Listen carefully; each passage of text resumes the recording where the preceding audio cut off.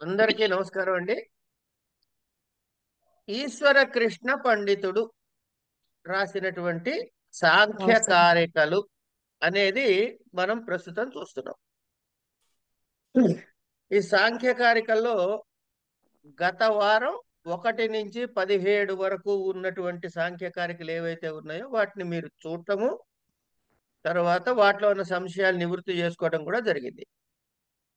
ఇప్పుడు ఇవాళ 10వ వీడియో వరకు, అంటే 5 కదా, 6 నుంచి 10 వరకు వీడియోలు, దాంతో మీ సిలబస్ పూర్తి అయిపోతుంది. మొదటి వీడియోలోనే ముఖ్యాంశాలు, తర్వాత అందులో ఉండే పారిభాషిక పదాల పరిచయం వల్ల కొంచెం లేట్ అయింది. ఇక్కడి నుంచి స్పీడ్గానే జరుగుతుంది. కనుక ఇవాళ క్లాసులో ఉన్న వాళ్ళందరూ కూడా ఈ 1 నుంచి 10 వరకు వీడియోలు చూశారు అని నేను అనుకోవచ్చా? అంటే ఏమండి, వీడియోలు అక్కడ యూట్యూబ్లో ఉన్నాయని చూసామండి, అవి మాత్రం చూడలేదనే వాళ్ళు ఎవరైనా ఉన్నారా? లేదు మహోదయ, చదివాము, చూసాము, విన్నాం మహోదయ, విన్నాం మహోదయ, విన్నాం. అదే అమ్మా, ఎందుకంటే మనం పెట్టుకున్నటువంటి స్టడీ స్ట్రక్చర్, ఈ స్టడీ స్ట్రక్చర్కి మీ సపోర్టే మెయిన్. ఒకటి. రెండోది, లాస్ట్ టైంలో ఉన్నటువంటి అనుభవం ఏంటంటే ఎంఏ లెవెల్లో స్పూన్ ఫీడింగ్ అవసరం లేదు అని తేలింది. అయితే మనకు ఉండేది ఒకటి భయం. ఇది నాకు అర్థమవుతుందా, ఇది ఏదో తలకాయ పెద్ద బరువైన సబ్జెక్టు అని అనుకుంటే ఏబిసిడీలు అర్థం కావు, వీళ్ళు కూడా అర్థం కావు.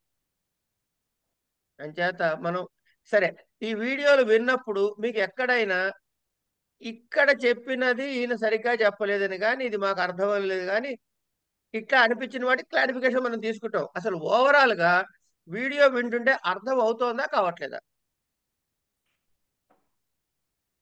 అర్థమవుతుంది మహోదయ, బాగా అర్థమవుతుంది మహోదయ, బాగా అర్థమవుతుంది. ఓకే, కానీ ఒక్కటి చెప్పచ్చా? అయ్యో, చెప్పమనేగా ఇవంతా, ఈ క్లాసే చెప్పుకోవడానికి. అయితే వీడియోస్ అన్ని చూస్తున్నప్పుడు చాలా బాగా అర్థమవుతుంది, కానీ నాకు అర్థమైందా లేదా అని నాకు తెలియడానికి ఏం చేయాలో నాకు తెలియదు. ఇవాళ క్లాస్ చివరిలో చెప్పుకుందాం ఆ విషయం.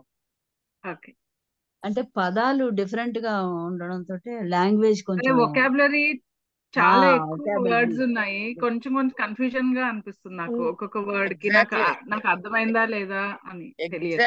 ఎగ్జాక్ట్లీ అదే ముఖ్యమమ్మా ఇందులో. ఇప్పుడు మనం చదువుకునేవి శాస్త్రముతో సంబంధించిన విషయాలు. ఒక్క నిమిషము.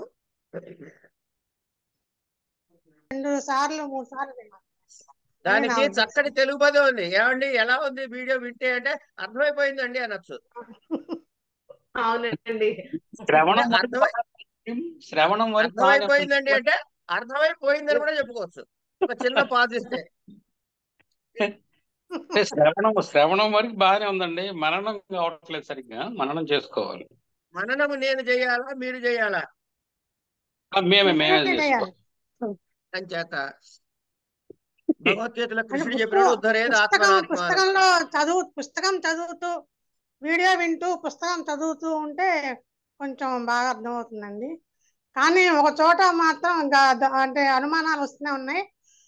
ఒక చోట మీరు ఊహ అని అనకూడదు అన్నారు కదా, కానీ ఒక చోట బుక్ లో ఊహించవచ్చు అని ఉంది, అందుకని అలా అనొచ్చు అనకూడదు అన్న డౌట్ వచ్చింది. తర్వాత కొన్నిసార్లు మహత్తు బుద్ధి వేరు వేరు అని చెప్పారు, కానీ మళ్ళీ ఇంకోసారి మహత్తు బుద్ధి ఒకటే అంటున్నారు. అది అక్కడ కొంచెం కన్ఫ్యూజింగ్ గా ఉంది. మహత్తు బుద్ధి ఒకటే, మనం దానిలో కొట్లాడుకోవద్దు. ఇంకా ఒకవేళ నేనే తప్పు చెప్పినా ఎక్కడైనా అది నాదే తప్పు, మహత్తు ఈజ్ ఈక్వల్ టు బుద్ధి. ఇది ఫిక్స్ చేసేసుకుందాం మనం. ఏమ్మా పద్మావతి గారు, సరేనా? అలాగే మరి ఊ అనండి. మరి ప్రశ్న వేసి సమాధానం ఊ అనకపోతే మీకు అర్థమైనది కాదు కదా. అర్థమైంది. నేను పొరపాటున ఎక్కడైనా చెప్పుంటే అది నా తప్పే, ఈశ్వర కృష్ణ పండితుడిది కాదు, ఈ కృష్ణుడి తప్పు. సరే, మహత్తు బుద్ధి ఒకటేనమ్మా. ఇంకోటి, మూల ప్రకృతి ఒకటే కదా మహోదయ? అనుమానం లేకుండా. అయితే ఒక్క నిమిషం, ఇక్కడ మీకు చిన్న క్లారిఫికేషన్ ఇస్తా. ఆ, కేవలం ఆ ప్రకృతి నుండి మహత్తు పుట్టింది అని అంటే తప్పు కాదు. ఉమ్, మూల ప్రకృతి నుంచి మహత్తు పుట్టింది లేక బుద్ధి పుట్టింది అన్నా తప్పు కాదు. అవును. కాకపోతే తప్పు కాదు, ఫస్ట్ పాయింట్ అది గుర్తుపెట్టుకోండి. కాకపోతే ఏమండి, ఈ పంచ తన్మాత్రల నుంచి పంచ మహాభూతాలు పుట్టాయి కదా, అప్పుడు ఈ పంచ మహాభూతాలు ఏమని పిలవాలి మనం? వికృతులు అనాలి. వికృతులు అంటున్నాం. మరి పంచ తన్మాత్రలు ఏమనాలమ్మా? ప్రకృతి పంచ వికృతి తన్మాత్ర అంట. ఏమవుతుంది? ప్రకృతి. ఇప్పుడు ఈ ప్రకృతి ఆ ప్రకృతి అని కన్ఫ్యూజన్ వస్తుందని దాన్ని మూల ప్రకృతి అన్నాం, అంతకు మించి ఇంకేం లేదు. ఆ, ఆ, అర్థమైందండి? అర్థమైంది బాబు. ఉమ్, ఆ. ఈ మూల ప్రకృతికే ఇంకొక పేరు కూడా ఉంది. ఇంకా ఏ కన్ఫ్యూజన్ లేకుండా మూల ప్రకృత కొట్లాటలు మనకి లేకుండా ప్రధానము ఉండాలంటే ఇంకో పేరు ఉంది. అదేంటి ఆ పేరు? ప్రధానము. శబాష్, ప్రధానము. ఉమ్, సో ప్రధానము ఈజ్ ఈక్వల్ టు మూల ప్రకృతి ఈజ్ ఈక్వల్ టు ప్రకృతి అన్న తప్పులేదు. ఆ, ఇప్పుడు మీరు పొద్దున్నే లేచి కొంతమందికి, అందరూ చేస్తారు చేయరు నాకు తెలియదు కానీ, విష్ణు సహస్రనామం చదువుతారు కదా, కొంతమంది చదువుతారు కదండి విష్ణు సహస్రనామం. చదువుతారండి. ఆ, చదువుతాం మహోదయ. చదువుతానా? నేను వేరే వేరే చదువు. సరే సరే, అయితే ఓకే. చదువుతున్నప్పుడు అందులో పురాణ పురుషేశ్వర అనే పేరుందా ఎక్కడైనా? విన్నామండి బాబు. ఆ, ఇది కొంచెం చెప్పండమ్మా. ఇది కొంచెం వివరించండి. ఆత్మ ఒక్కటియా లేక అనేకములా అనే సందేహం కలగవచ్చు. దానికి ఈ కారికలో ఎలా ఇచ్చారంటే, జన్మ మరణ కరణానాం ప్రతినియమాత్ ఆయుగపత్ ప్రవృత్తేశ్చ పురుష బహుత్వం సిద్ధం త్రైగుణ్య విపర్యయాచ్ఛ. ఇది కొంచెం నేను వివరంగా. వస్తామ్మా. మనము వెళ్దాం. ఇప్పుడు 50 వరకు వచ్చాం కాబట్టి కిందటి వారం ప్రణాళిక టైపులోనే, అంటే ఇప్పుడు 50 నుంచి 18, 18 నుంచి 31, 31 నుంచి 29 ఇట్లా వెళ్ళటం కన్నా వరుసగా వెళ్దాం, క్లారిఫికేషన్ చేసుకుంటూ వెళ్ళిపోదాము. ఒక్క నిమిషం, బిఫోర్ దట్ మీకు ఈ పారిభాషిక పదాలు ఎక్కడైనా వస్తే అవి అండర్లైన్ చేసుకుని పక్కన రాసి పెట్టుకోండి. ఎందుకంటే ఆ టెక్నికల్ వర్డ్స్ ని ఒక్కొక్క కాంటెక్స్ట్ లో ఒక్కొక్కలాగా వాడతాం. ఇప్పుడు ఇందులో మీకు ఈశ్వర అనే శబ్దం వినపడలే ఎక్కడ మీకు, కానీ యోగ దర్శనంలోకి వెళ్ళినప్పుడు ఈ సాంఖ్య కారికలు యాజ్ ఇట్ ఈజ్ తీసుకుని అక్కడ పెట్టి, అర్థమైందండి? ఈ సాంఖ్య కారికలు యాజ్ ఇట్ ఈజ్ అక్కడ పెట్టి ఒక ఈశ్వరుడు యాడ్ అవుతాడు దానిలో, అంతే. అక్కడ జరిగే మ్యాజిక్ అంతకు మించి ఇంకేం లేదు, కంగారు పడక్కర్లేదు యోగ దర్శనంలో. అయితే ఇక్కడేం చెప్పాడు? ఇది మన బుద్ధి ఇట్లా ఉంటుంది, చిత్తం ఇట్లా ఉంటుంది, వగేరా వగేరా వగేరా చెప్పుకుంటూ పోయాడు. ఇక్కడ మీకు చిత్తము అనే శబ్దం లేదు, ఇక్కడ చిత్తము అనే శబ్దం లేదు. కానీ వీటి యాక్టివిటీ వల్ల జరిగేది ఏమిటాయి అంటే చిత్తం మీద ఎఫెక్ట్ చూపిస్తుంది అని అక్కడ మనకి చిత్తం ఇంట్రడ్యూస్ అవుతుంది, ఈశ్వరుడు ఇంట్రడ్యూస్ అవుతాడు. ఎందుకు ఇంట్రడ్యూస్ అయ్యాడో అని చెప్పుకుంది. ఇప్పుడు ఆవిడ అడిగిన ప్రశ్నకి సమాధానంగా అక్కడ వస్తుంది. సో యోగ దర్శనము సాంఖ్య దర్శనము పక్క పక్కన వెళ్తూ ఉంటాయి అని చెప్పుకున్నాం. అట్లాగే ఇందులో ఈశ్వరుడు పేరు లేదు కాబట్టి ఇది నిరీశ్వర సాంఖ్యము అన్నాం. అందులో కూడా సాంఖ్యం తప్ప ఇంకేం చెప్పలేదయ్యా యోగ దర్శనంలో. యోగ దర్శనంలో చెప్పింది కూడా సాంఖ్యమే, కాకపోతే ప్రాక్టికల్ గా చెప్పాడు.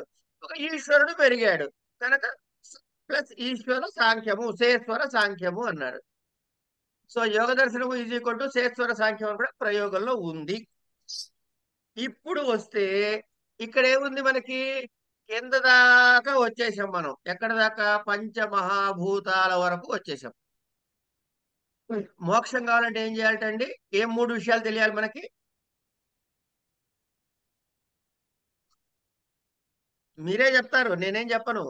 మోక్షం కావాలంటే ఏమిట? వ్యక్తం అవ్యక్తం జ్ఞానం. వ్యక్తం అవ్యక్తం వ్యక్త జ్ఞానం. జ్ఞ యొక్క జ్ఞానము. ఎవరే?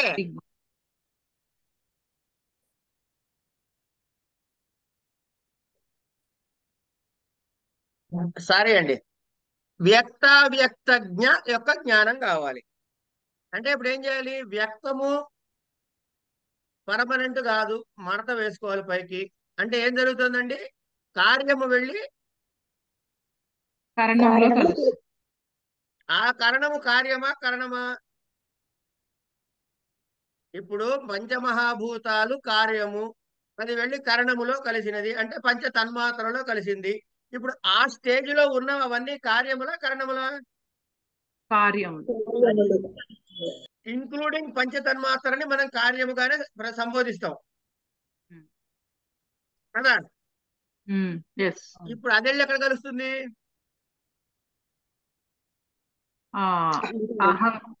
అహంకారంలో కలుస్తుంది. వెరీ గుడ్, అహంకారంలో కలుస్తుంది.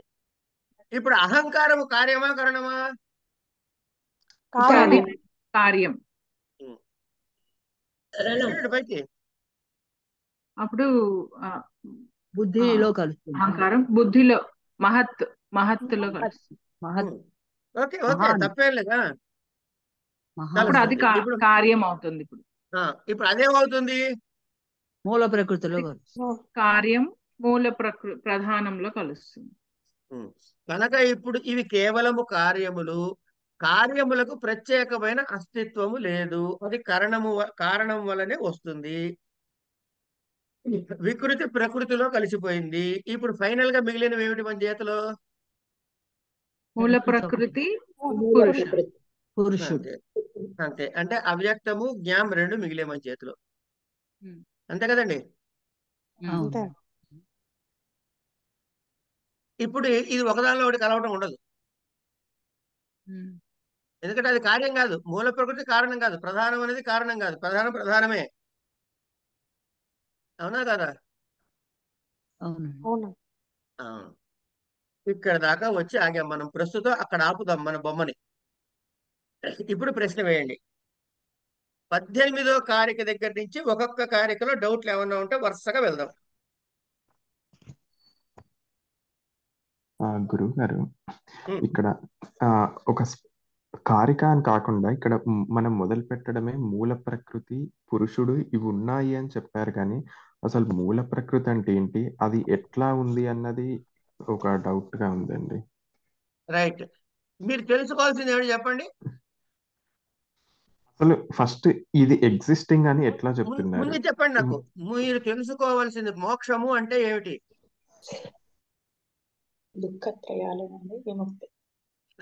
Very good. ఆ నిర్వచనం అన్నది సాంఖ్యులు ఇచ్చింది కదా, మోక్షము అంటే ఇది అని. అదే ఏంటి చెప్పండి ఒకసారి నాకు. దుఃఖత్రయం నుంచి విముక్తి పొందడానికి మోక్షం కోసం సాంఖ్యులు చెప్పారు. ఏం చెప్పాడు సాంఖ్యంలో? మోక్షం అనగానేమి? వ్యక్త జ్ఞానము, వ్యక్త అవ్యక్త జ్ఞా యొక్క జ్ఞానము,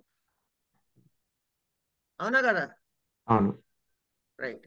వ్యక్తము అంటే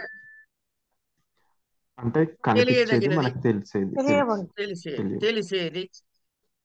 కనుక బుద్ధి వరకు మీకు తెలిసిందా? అంటే మనకు ఏదైతే ఉంది అని తెలుస్తుందో అదంతా వ్యక్తం కిందకే వస్తుంది. అంతే. ఇప్పుడు అవ్యక్తము అనగా మూల ప్రకృతి అనేది మీకు తెలియదు. అవ్యక్తం, అది అవ్యక్తమా కాదా? అవ్యక్తమే. అంటే ఇక్కడ ప్రశ్న ఏంటంటే గురుగారు, ఈ అవ్యక్తము అన్నది అసలు అది ఉంది అని ఎట్లా చెప్తున్నాను ఆయన. అదే చెప్పబోతున్నా మీకు. ఇప్పుడు చెప్తున్నది అదే. అవ్యక్తము అన్నది ఉందో లేదో మీకు తెలియదు, నాకు తెలియదు, అవునా కదా? అవును. అయితే ఇక్కడ మీకున్న సమస్య ఏంటంటే, మనకి ఇప్పుడు 3 బ్లాకులుగా తీసుకుందాం. వాటిని ముందు 2 బ్లాకులు చేద్దాం.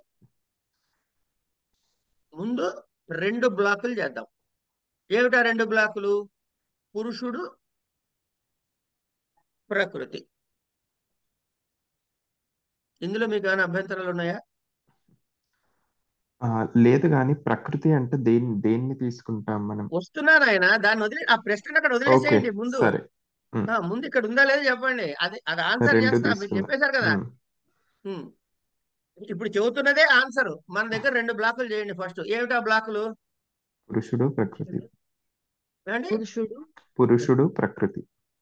మీకు 2 ఎలిమెంట్స్ ఉన్నప్పుడు ఒకదానికి ఒకటి పోలిక ఉంటే ఒకటే చెప్పుకునే వాళ్ళంగా. అంతే. కనుక ఒకటి చెప్పుకోవట్లేదు, 2 వేరు వేరు అని చెప్పుకుంటున్నాం అండి. కనుక రెండిట్లో ఒకదానికి ఉన్నటువంటి ఫీచర్స్ మీకు చెప్పాను అనుకోండి, దాని ఆపోజిట్ ఫీచర్స్ రెండో దానికి ఉన్నట్టే. ఇది మామూలుగా ఎజ్యూమ్ చేయొచ్చు కదా ఇట్లా. సందీప్ గారు చెప్పాలి మీరే. అంటే ఆపోజిట్ అని ఖచ్చితంగా చెప్పలేం కదా, దానికన్నా ఎక్స్ట్రా వేరే అయ్యింది కూడా ఉండొచ్చు. ఇది కానిది అంతే కదా, ఇది కానిది పోని ఇది ఆపోజిట్ కాదు, కానిది, ఇది కానిది. ఇది కానిది. ఇంతవరకు మీకే ఇబ్బందులు లేవుగా. లేదు. రైట్. సో మూల ప్రకృతి దగ్గర మనం ఆగితే, మూల ప్రకృతికి పురుషుడికి ఇది మూల ప్రకృతిలో ఉన్నవి పురుషుడికి భిన్నముగా ఉంటాయి.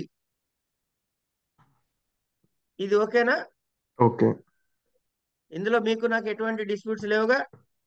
లేవు. అంటే ఒక విషయం అండి, మూల ప్రకృతి పురుషుడికి పూర్తి భిన్నంగా ఉంటుందా, లేకపోతే కొంత సారూప్యతతో ఉండి కొంత భిన్నంగా ఉంటుందా? అయ్యా, ఒకటి ముందు భిన్నంగా ఉంటుందా ఉండదా ఫస్ట్ చెప్పండి. ఉంటుంది కాబట్టి 2 వేరు వేరు అనుకుంటున్నాను. కొన్నిటికి సారూప్యత ఉంటాయి, కొంత సారూప్యత ఉండకపోవచ్చు, అది వేరే విషయం.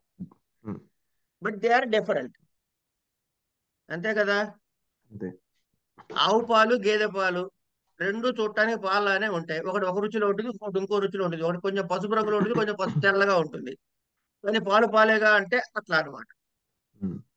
సో కొన్ని సారూప్యతలు ఉండవచ్చు, కొన్ని వైరూప్యతలు కూడా ఉండవచ్చు. ఓకేనా? ఇది ఇంతవరకు ఓకేనా? ఓకే అండి.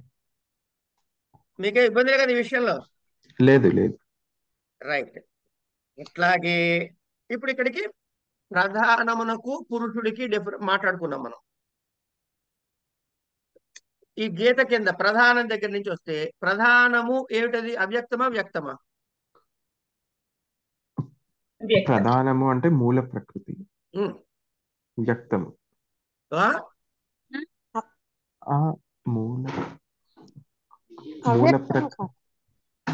ప్రధానం అవ్యక్తం. Very good. చెప్పండి సందీప్ గారు. అంటే మూల ప్రకృతి నుంచే ఇవన్నీ వచ్చినాయని అవన్నీ అనుకుంటున్నాం వద్దు కదండి. స్వామి, మీరు డిస్కషన్ వద్దు. అది అవ్యక్తం అంటున్నాడా వాడు, వ్యక్తం అంటున్నాడా? అవ్యక్తమనే అంటున్నాడు.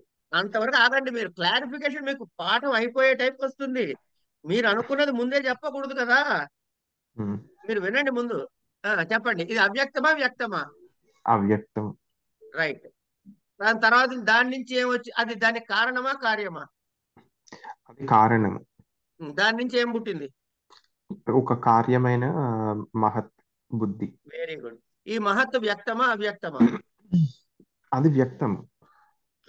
ఆగండి, అది వ్యక్తమే కదా. సో గీత కింద ఉన్న వాట్లల్లో కూడా 2 క్లాసిఫికేషన్స్ వచ్చాయి. ఏమిటా 2 క్లాసిఫికేషన్స్? వ్యక్తము అవ్యక్తము. Very good. మిగతా కింద ఉన్నవన్నీ కూడా వ్యక్తాలే కాబట్టి ఇవంతా ఒక బ్లాక్ చేయండి. ఈ వ్యక్తములు అన్ని కూడా ఒక బ్లాక్ అనుకోండి కాసేపు. దేనికది ఇండిపెండెంట్ ఐడెంటిటీ ఉందండి, గుర్తుపెట్టుకోండి. ఆవు పాలు గేదె పాలే, చూడటానికి పాలే, కానీ ఒకటి పచ్చగా ఉంది, ఒకటి తెల్లగా ఉంది. వ్యక్తములైనా కానీ దేనికది డిఫరెంట్. కానీ బ్లాక్ గా చెప్పాలంటే వ్యక్తం ఒకటి. వ్యక్తం. ఇప్పుడు మనం పెళ్లికి వెళ్తామండి. సందీపు ఇటు రావయ్య అని మిమ్మల్ని పిలిస్తే మీరు ఒక్కళ్ళే వెళ్తారా? మీ నాన్న, మీ అమ్మ, మీ అన్నలు, తమ్ముళ్ళు వెళ్తారా? ఒక్కరే వెళ్తారు. ఏమండి, కొక్కొండ వారందరూ ఒకసారి ఇటు రావాలంటే ఎవరెవరు వెళ్తారు చెప్పండి? అందరూ వెళ్తారు. అది వ్యక్తము అనగానే ఏవి వస్తాయి? వ్యక్తము అంటే అంటే ఆ కేటగిరీలో ఉన్నాయన్నీ వస్తాయి. చెప్పండి, నోటితో అనేయండి. మళ్ళీ ఆ కేటగిరీ మళ్ళీ క్లాసిఫికేషన్ చెప్పేసేయండి. వ్యక్తములన్నీ వస్తాయి. ఏమిటవి వ్యక్తములన్నీ? ఆహా. బుద్ధి, ఇవి అహంకారము, తన్మాత్రలు, జ్ఞానేంద్రియాలు, ఓకే, బుద్ధి, కర్మేంద్రియాలు, అహంకారము, మనస్సు, తన్మాత్రలు. ఓకే, తన్మాత్రలు దాని నుంచి పుట్టిన పంచమహాభూతములు అన్ని. అంటే మీకు జ్ఞానేంద్రియ, కర్మేంద్రియాలు, మనసు చెప్పాను రావా? కదండి, చెప్పాను. చెప్పారా? నేను ఆ, వెళ్ళలేదండి. ఓకే, ఈ బ్లాక్ ని వ్యక్తము అని ఒక బొట్టు పెట్టారు. సో ఇప్పుడు ఈ గీతకి పురుషుడితో భిన్నమైనవి ఏవి అని అంటే ఏం చెప్తారు? అన్ని భిన్నములే. ఏమిటి అన్ని వద్దు, ఏమిటి చెప్పండి. బుద్ధి, మనస్సు, అక్కర్లేదు, అక్కర్లేదు, రెండే పేర్లు వ్యక్తములన్నీ చెప్పాలి. వ్యక్తములన్నీ భిన్నములే. పురుషుడి కన్నా భిన్నమైనవి వ్యక్త ఏవి నా ప్రశ్న. అవ్యక్తములు. అది విషయం. సో పురుషుడితో కంపేర్ చేస్తున్నప్పుడు ఏమండి, పురుషుడికి మిగతా వాటికి తేడా ఏమిట్రా అంటే, పురుషుడికి కన్నా భిన్నమైనవన్నీ వ్యక్తావ్యక్తములు. అవును. మళ్ళీ వీటి మధ్యలో పురుషుడిని వదిలేసి పురుషుడి కన్నా భిన్నమైన వాటిలలో తేడా ఏమిటయ్యా అంటే, వ్యక్తములకి అవ్యక్తములకి భేదములు ఉండొచ్చు, సారూప్యాలు కూడా ఉండొచ్చు, అది వేరే విషయం. అవునా అవునా కదా? అవునండి, అవును గురువు గారు. రైట్. ఇప్పుడు మనం ఏం చేయాలంటే, ఎక్కడున్నాం? మన బుద్ధి ఎక్కడుంది? మన జ్ఞానం ఎక్కడుంది? మన బుద్ధి, మన జ్ఞానము ఎక్కడుంది? ఎవరి దగ్గర ఆగా ఉన్నాము యాక్చువల్ గా అంటే, పంచమహాభూతాల దగ్గర ఉన్నాం మనం. అంతేనా కదా? మనం తెలుసుకోవాల్సిన మోక్షానికి రూట్ మ్యాప్ ఏం చెప్పాడు? వ్యక్త అవ్యక్త జ్ఞా అన్నాడు. కనుక డైరెక్ట్ గా జ్ఞానం తెలుస్తాడా? వ్యక్తము, అవ్యక్తము, జ్ఞానము. వ్యక్తము వెళ్ళి అవ్యక్తంలో కలవాలి, అవ్యక్తము జ్ఞా రెండు తెలియాలి, వాటి ఫంక్షన్స్ తెలియాలి కదా? అవునండి. ఈ రెండిట్లో వ్యక్తము అవ్యక్తము అని రెండు. ఇది ఏమండి, మిగతా వాళ్ళు ఇది బోర్ క్లాస్ అనుకోకండి, ఇది చాలా ముఖ్యమైన క్లాసు. సందీప్ గారికి థ్యాంక్స్ చెప్పండి. మీరు ఒకసారి వెనక్కి వెళ్ళి చదువుకుంటాం, మనం ఏం నష్టం లేదు. ఇవాళ పూర్తయిపోవాలని రూల్ ఏం లేదు ఏమండి. ఓకే, వ్యక్తము అవ్యక్తము జ్ఞానం తెలియాలి. కనుక వ్యక్తం పురుషుడి కన్నా భిన్నం అంటే వదిలిపోయింది కదా, మళ్ళీ వ్యక్తం అవ్యక్తం అన్నావు కదా, ఈ రెండింటికి ఏమైనా తేడా ఉందా అని ప్రశ్న వేసుకోవాలా వద్దా?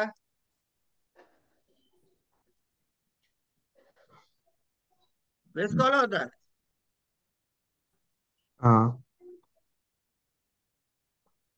సో వ్యక్తం తెలిసిన తర్వాత ఏం తెలియాలండి? వ్యక్తము తెలిసిపోయింది మనకు కాసేపు, అప్పుడేం తెలియాలి? పురుషుడు, అవ్యక్తం తెలియాలి. అవ్యక్తం. వ్యక్తము తెలిసింది, ఇప్పుడు ఏం తెలియాలి? అవ్యక్తం కూడా తెలిసింది, అప్పుడేం తెలియాలి? ఈ మూడు తెలిస్తే మీకు ఏమైంది? మోక్షము. అంతే కదండి. కనుక రెండు మాటలు వాడుతున్నారు, వ్యక్తము అవ్యక్తము అని. ఈ వ్యక్తము నుంచి అవ్యక్తం ఉన్నది ఎట్ట తెలుస్తుంది అంటే, వ్యక్తము ఏమిటవుతోంది? వ్యక్తము ఏమిటి? వ్యక్తము కారణము, ఒక కారణం వల్ల పుడుతోంది. ఏమిటా కారణము? వ్యక్తం ఎందుకు వచ్చిందయ్యా అంటే, ప్రధానములో ఉన్నటువంటి సమస్థితిలో ఉన్నటువంటి ఏమిటవి? త్రిగుణాలు, సత్వ రజస్తమో గుణాలు సమస్థితిలో ఉంటే ఏ సృష్టి లేదు. కానీ అది ఏ సమస్థితిలో లేనప్పుడు మాత్రమే సృష్టి క్రమము జరుగుతుంది. కనుక ఇవి రావడానికి కారణం ఒకటి ఉందా లేదా? వ్యక్తములు రావడానికి ఒక హేతు ఉందా లేదా? ఉందా లేదండి? ఉంది. కానీ వ్యక్తానికి అలాంటి హేతు ఉంటేనే అవ్యక్తం ఉంటుందని ఏమైనా ఉందా లేదుగా?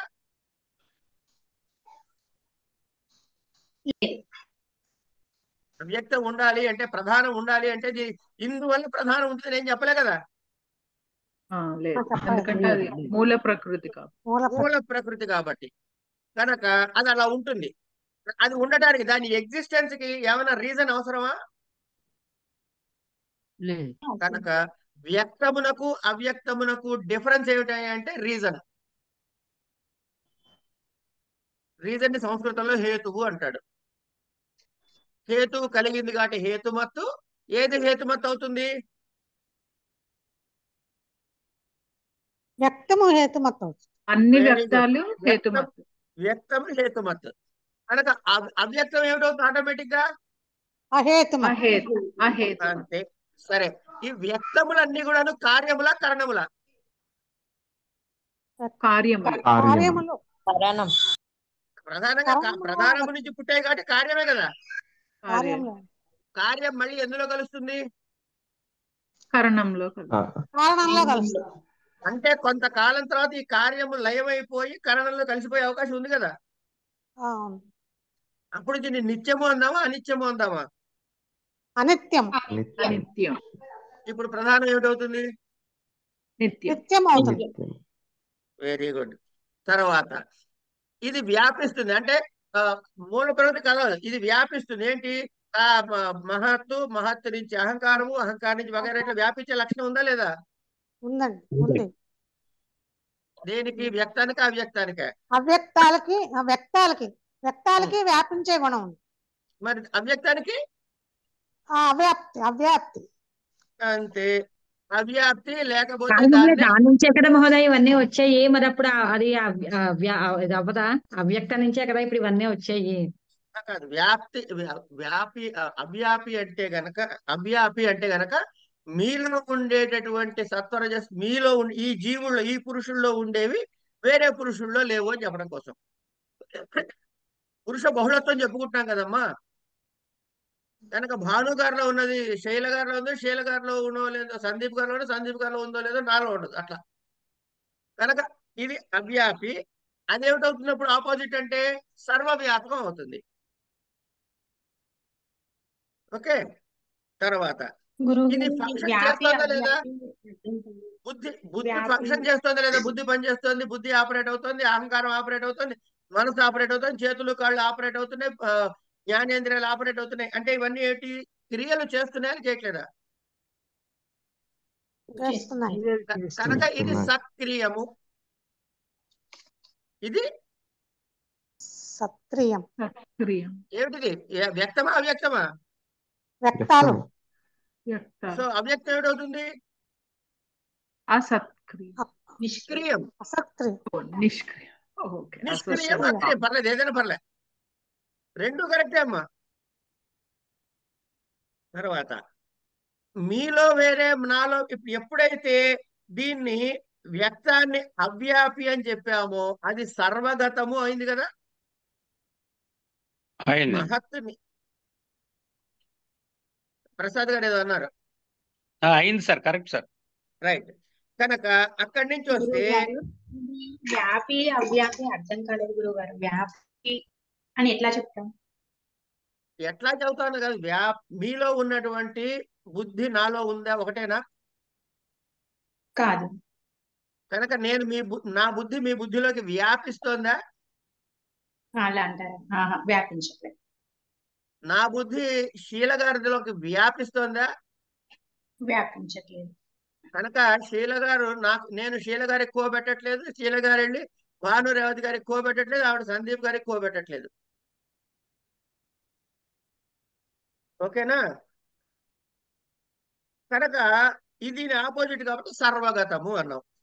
దీని నుంచి వస్తే ఇప్పుడు ఏమైంది? ఈ వ్యక్తములన్నీ మీవి స్పెసిఫిక్, నావి స్పెసిఫిక్, ఆవిడ స్పెసిఫిక్, వాళ్ళవి స్పెసిఫిక్. అవునా? అవ్యాపి అంటే specific to the person.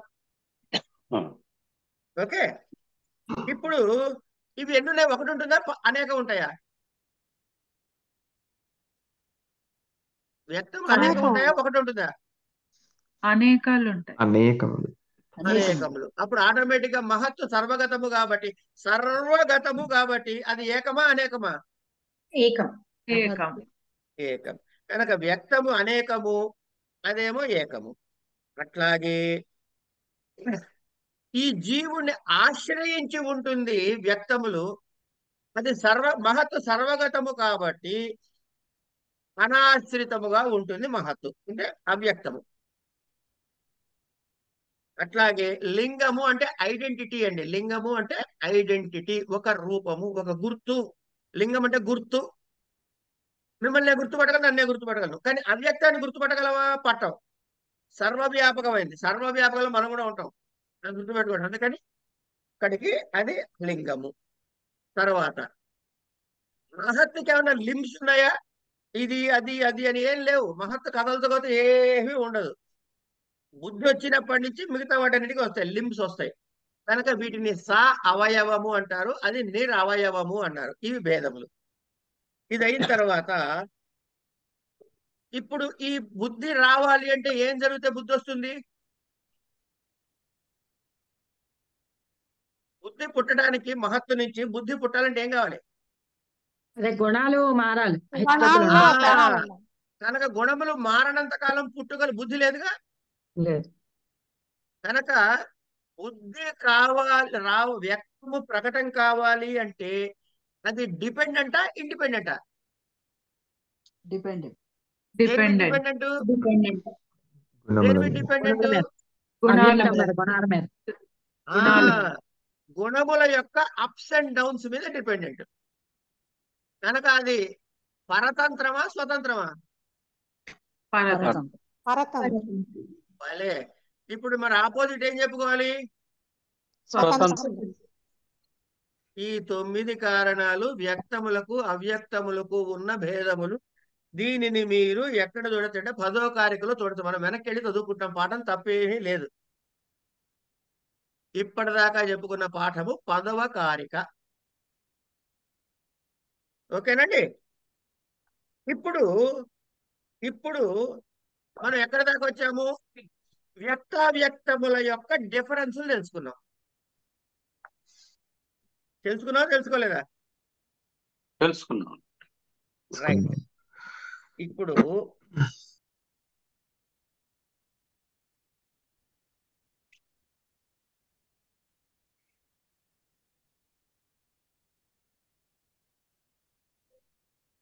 Sir, పురుషుడిలో సత్వరజస్తమో గుణాలు ఉంటాయా?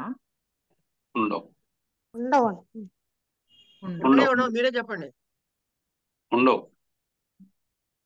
శ్రీల గారు మీరే చెప్పండి.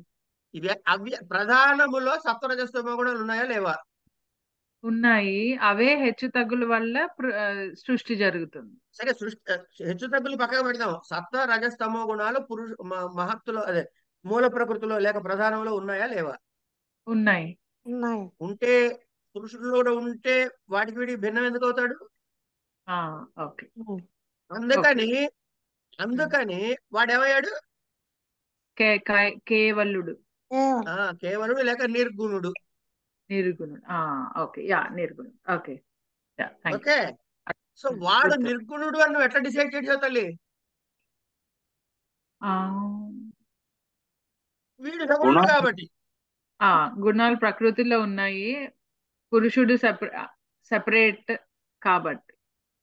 ఇప్పుడు ఇక్కడ ఎట్లయితే హేతుమత్తు, అనిత్యము, అవ్యాపి, సక్రియము, అనేకము, ఆశ్రితము కి భిన్నమైనది అవ్యక్తము అని చెప్పుకుని డిసైడ్ చేశామో, అలాగే ఇక్కడ ప్రధానములో ఉన్నటువంటి లక్షణాలు ఉండవు అని వాడిని డిసైడ్ చేస్తున్నాం.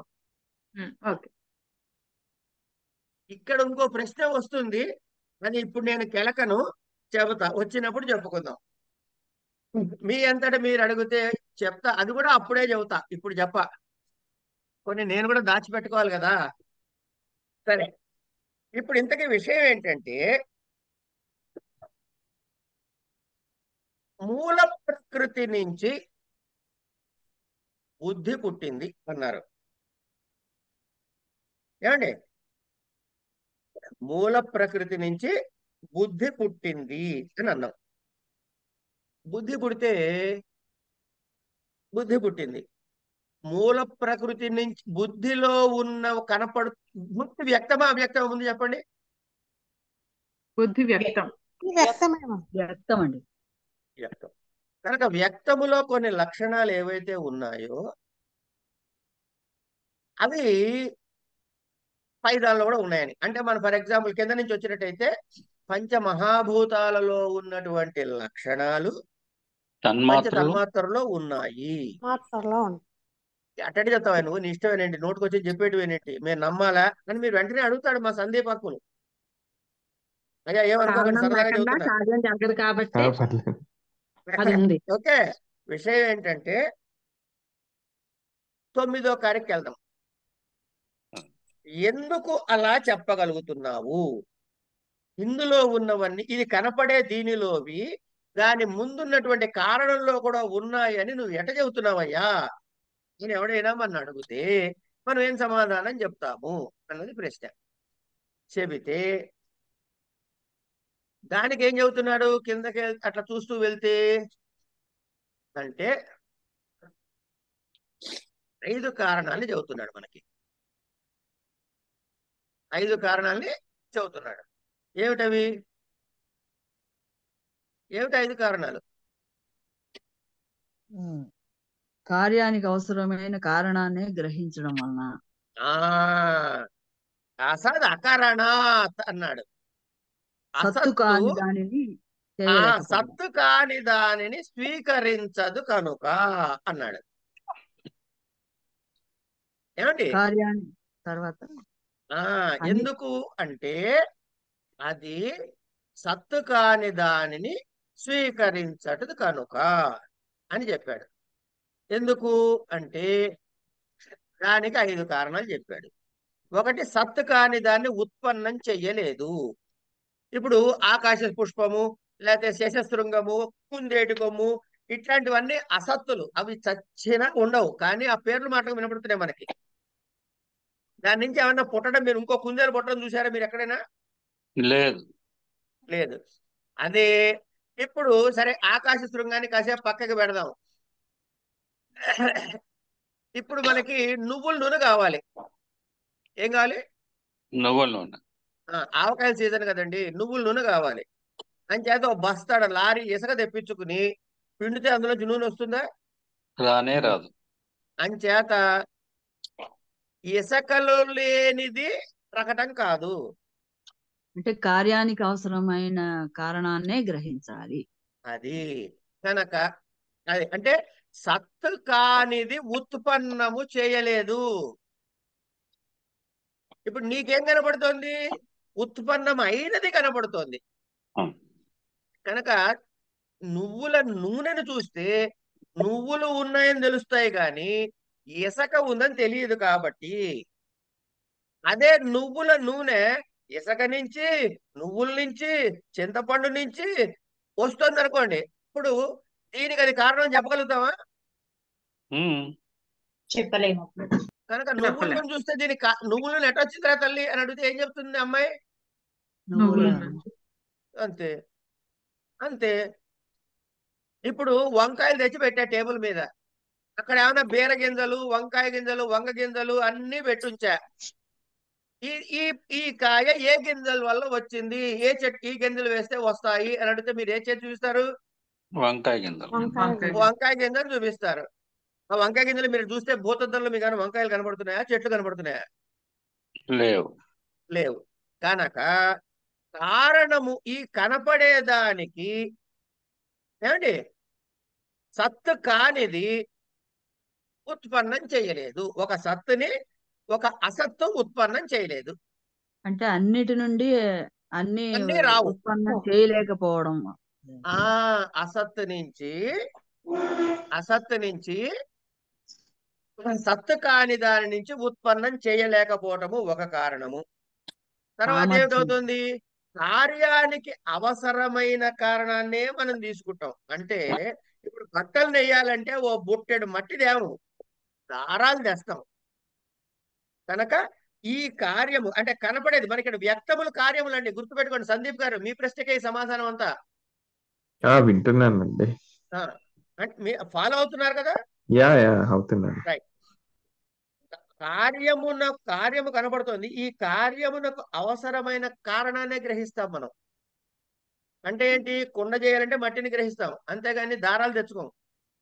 అంటే కార్యము పుట్టటానికి ముందు అది అసత్ అయింది అనుకోండి,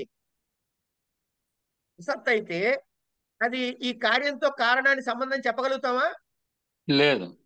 చెప్పలేము. చెప్పలేము. చెప్పలేము. కనుక కార్యమును చూసినప్పుడు ఇది కార్యము సత్తు కాబట్టి దీని ముందున్నది కూడా సత్తు అయి ఉండాలా వద్దా? అయి ఉండాలి. ఉండాలి. అయి ఉండాలి. ఏది సత్తు అయితే? కారణం సత్తు కార్యము కార్యము సత్తు అయితే, కార్యం సత్తు అయితే కారణము సత్తు కావాలి. కార్యము సత్తు అయితే కారణము సత్తు కావాలి కాదు, కారణము కూడా సత్తే. సత్తు అవుతుంది. అర్థమైందమ్మా? సత్తు కావాలి కాదు, సత్తే సత్తు. అంతే. ఇంకోటి అదట్టా చెబుతావయ్యా అంటే అన్నిటి నుంచి అన్ని పుట్టవరా నాయనా అని నెత్తిట కొట్టుకుంటాం మనం. ఎందుకంటే నాకు వెండిలోంచి బంగారం పుడుతుందా? లేదు. గడ్డి పరకలోంచి పుడుతుందా బంగారం కావాలంటే? పుట్టదు. వెండిలోంచి కానీ గడ్డి పరకలోంచి కానీ మట్టిలోంచి కానీ దేనిలోంచి పుడదు. బంగారం నుంచే బంగారం పుడుతుంది. ఇప్పుడు నేను ఒక కంకణం చేయించుకోవాలనుకున్నా, ఇంకోళ్ళు ఎవరో కాసుల పేరు చేయించుకోవాలనుకున్నా, వడ్డాణం చేయించుకోవాలని బంగారం తెచ్చుకుంటావా, వెండి ఇత్తడి తెచ్చుకుంటావా? కనుక అన్నిటినీ ఉత్పన్నము చేయలేవు. నీ కాసుల పేరు గాని నా కంకణం గాని బంగారముతో ఒక రూపము దాల్చిన కార్యమునకు కారణం ఏమిటంటే సువర్ణమే తప్ప వెండి గడ్డి కాదు. కనుక అసత్తు కాని దాన్ని ఉత్పన్నం చేయలేకపోవటం వల్ల కార్యానికి అవసరమైన కారణాన్నే మనం గ్రహిస్తాం గనక అన్నిటి నుంచి అన్ని ఉత్పన్నం చేయలేవు గనక అప్పుడు ఏమైందిట అంటే ఏ కారణమైతే కార్యాన్ని పుట్టించగల సామర్థ్యం ఉంటుందో, అంటే కారణమునకు ఈ కార్యమును పుట్టించేటటువంటి సామర్థ్యము కలిగి ఉండుట. అవునా కదా? అవును. అవును సార్. రైట్. అట్లాగే అప్పుడు ఏమైందన్నమాట, ఇప్పుడు కారణతత్వంలో కార్యం. 4 కారణాలు చెప్పుకున్నాం. ఇంకొకటి ఏంటంటే కారణతత్వం నేను చెప్తా తల్లి, నేనే చెప్పేస్తా అది కూడా. కారణతత్వం కార్యంలో ఉండుట అన్నది 5వ కారణం, 5వ రీజన్ ఏమిటా అంటే ఇప్పుడు నేను కాసుల పేరు వేసుకున్నా. ఏమండి మీరు కాసుల పేరు ఉంచుకున్న బంగారాన్ని నాకు ఇచ్చేయండి అంటే మీరు ఇచ్చేస్తారు? బంగారాన్ని ఇచ్చేసి మీ దగ్గర కాసుల పేరు మిగులుతుందా? కుదరదు. నా కంకణం ఏమండి ఇదేంటయ్యా కంకణము, కంకణాన్ని తీసుకుంటే కంకణమే మిగులుతుంది. కంకణం నువ్వు ఉంచుకో, బంగారం నాకు ఇచ్చేయంటే బంగారాన్ని కంకణాన్ని విడగొట్టగలవా? కుదరదు. అంటే కారణత్వము కార్యములో ఉండి తీరుతుంది. ఏమండి ఇలా అందరూ చూడటం కష్టం కదండి అని వెంటనే ఒక ప్రశ్న వేస్తూ అమ్మాయి బుర్రలో వచ్చింది, షీలా గారి బుర్రలో. ఇప్పుడు మీరు ఏం చేస్తారంటే ఓ పెళ్లికి సంబంధానికి వెళ్ళారు, పెళ్లి సామాన్ చేయించాలి బంగారం. సరే ఇంట్లో పాత బంగారం ఉంది కొంత, అది చేయిద్దాం అని చెప్పి ఆ పాత విరిగిపోయిన కమ్మలు ఇంకోటేవో అన్ని తీసుకెళ్లి మోకరపోయిన గాజులు అవన్నీ తీసుకెళ్లి కవసాల వాడి దగ్గర పెట్టారు. ఏం పెట్టారండి? పాత పాత ఆభరణాలు. 4 పేర్లు చెప్పండి సరదాగా. 2 గాజులు, కమ్మలు, వంకరపైన గాజులు పెట్టారు. ఎక్కడ పెట్టారు? కవసాలాడి దగ్గర. వాడు వెంటనే మిమ్మల్ని అడిగే ప్రశ్న ఏమిటమ్మా, ఎన్ని తులాలుంది అంటాడు. వాడి కంటికి ఏం కనపడిందమ్మా? బంగారం కనపడిందా, గాజులు కమ్మలు కనపడ్డాయా? బంగారమే కనపడింది. అది అర్థమైపోయింది కదా? కార్యకారణ సంబంధం అర్థమైంది కదా? ఇప్పుడు కారణం ఉన్న బంగారం అందులో ఉన్నదని వాడు ఎట్ట తెలిసింది? ఈ కమ్మలు నేను ఈ గాజుల్ని చూస్తే తెలిసింది. అంటే కార్యమును చూస్తే ఏముందని తెలిసింది? కారణం ఉందని తెలిసింది. కారణము ఉందని తెలిసింది. కారణం ఉన్నదని తెలిసింది. సందీప్ గారు, వ్యక్తములు ఉన్నాయి కాబట్టి ఈ వ్యక్తములకు ఒక కారణం ఉండాలా వద్దా? ఉండాలి. అంటే ఇప్పుడు అవ్యక్తం ఎందుకు ఉంది అని అంటే మీకు ప్రశ్నకి సమాధానం వచ్చిందా రాలేదా? అంటే ఆ రకంగా చూసుకుంటే అవ్యక్తం ఉందంటే కూడా ఇంకోటి ఉండాలి కదా, దానికి వెరీ గుడ్, అక్కడ కూడా వస్తా నేను. ఇక్కడ వరకు మనం రోజు క్లియర్ అయితే తర్వాత మిగతా క్లియర్ చేద్దాం. ఫస్ట్ ఇది క్లియర్ అయిందా చెప్పండి. ఓకే, అయింది. అయిపోయింది. రైట్, ఇక్కడికి ఆపేద్దాం. కనుక ఇప్పుడు మీకు జరిగిన విషయం ఏమిటయ్యా అంటే సత్కార్యవాదము అంటారు. ఇప్పుడు చెప్పుకునే ఈ 5 కారణాలని సత్కార్యవాదము అంటారు. అయిన తర్వాత మనం ఏం చేశాము? సార్ నేను క్లాసులో ఉన్నాను, మీతో అవసరం ఉంటే ఫోన్ చేస్తాను. నాకు ఎందుకు అన్ని ఫోన్లు చేస్తారు? నాకు అవసరం ఉంటే చేస్తా కదా. నాకు తెలుసండి, నాకు తెలియదా?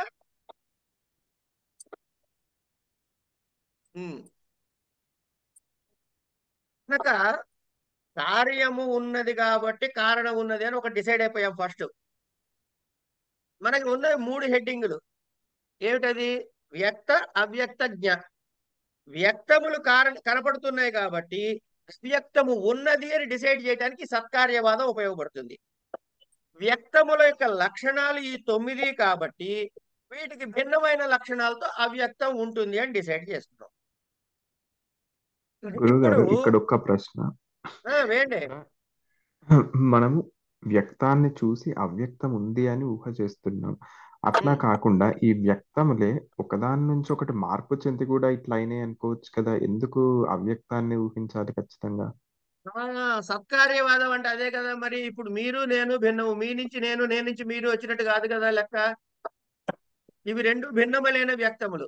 ఈ వ్యక్తమునకు కారణం వేరే ఉంటుంది. అట్లా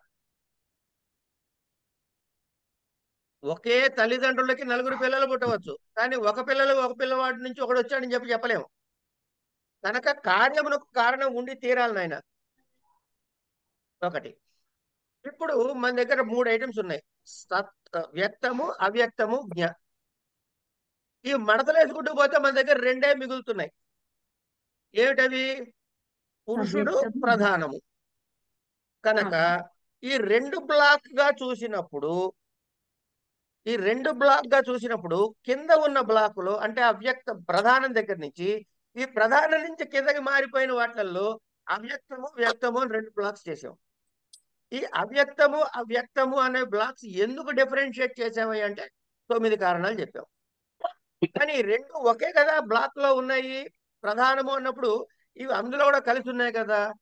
వీటి కామన్ ఫీచర్స్ ఏమన్నా ఉన్నాయా అంటే వ్యక్తములకి అవ్యక్తములకి సమాన ధర్మాలు, సాధర్మ్యాలు ఏమన్నా ఉన్నాయంటే 6 సాధర్మ్యాలు చెప్తారు.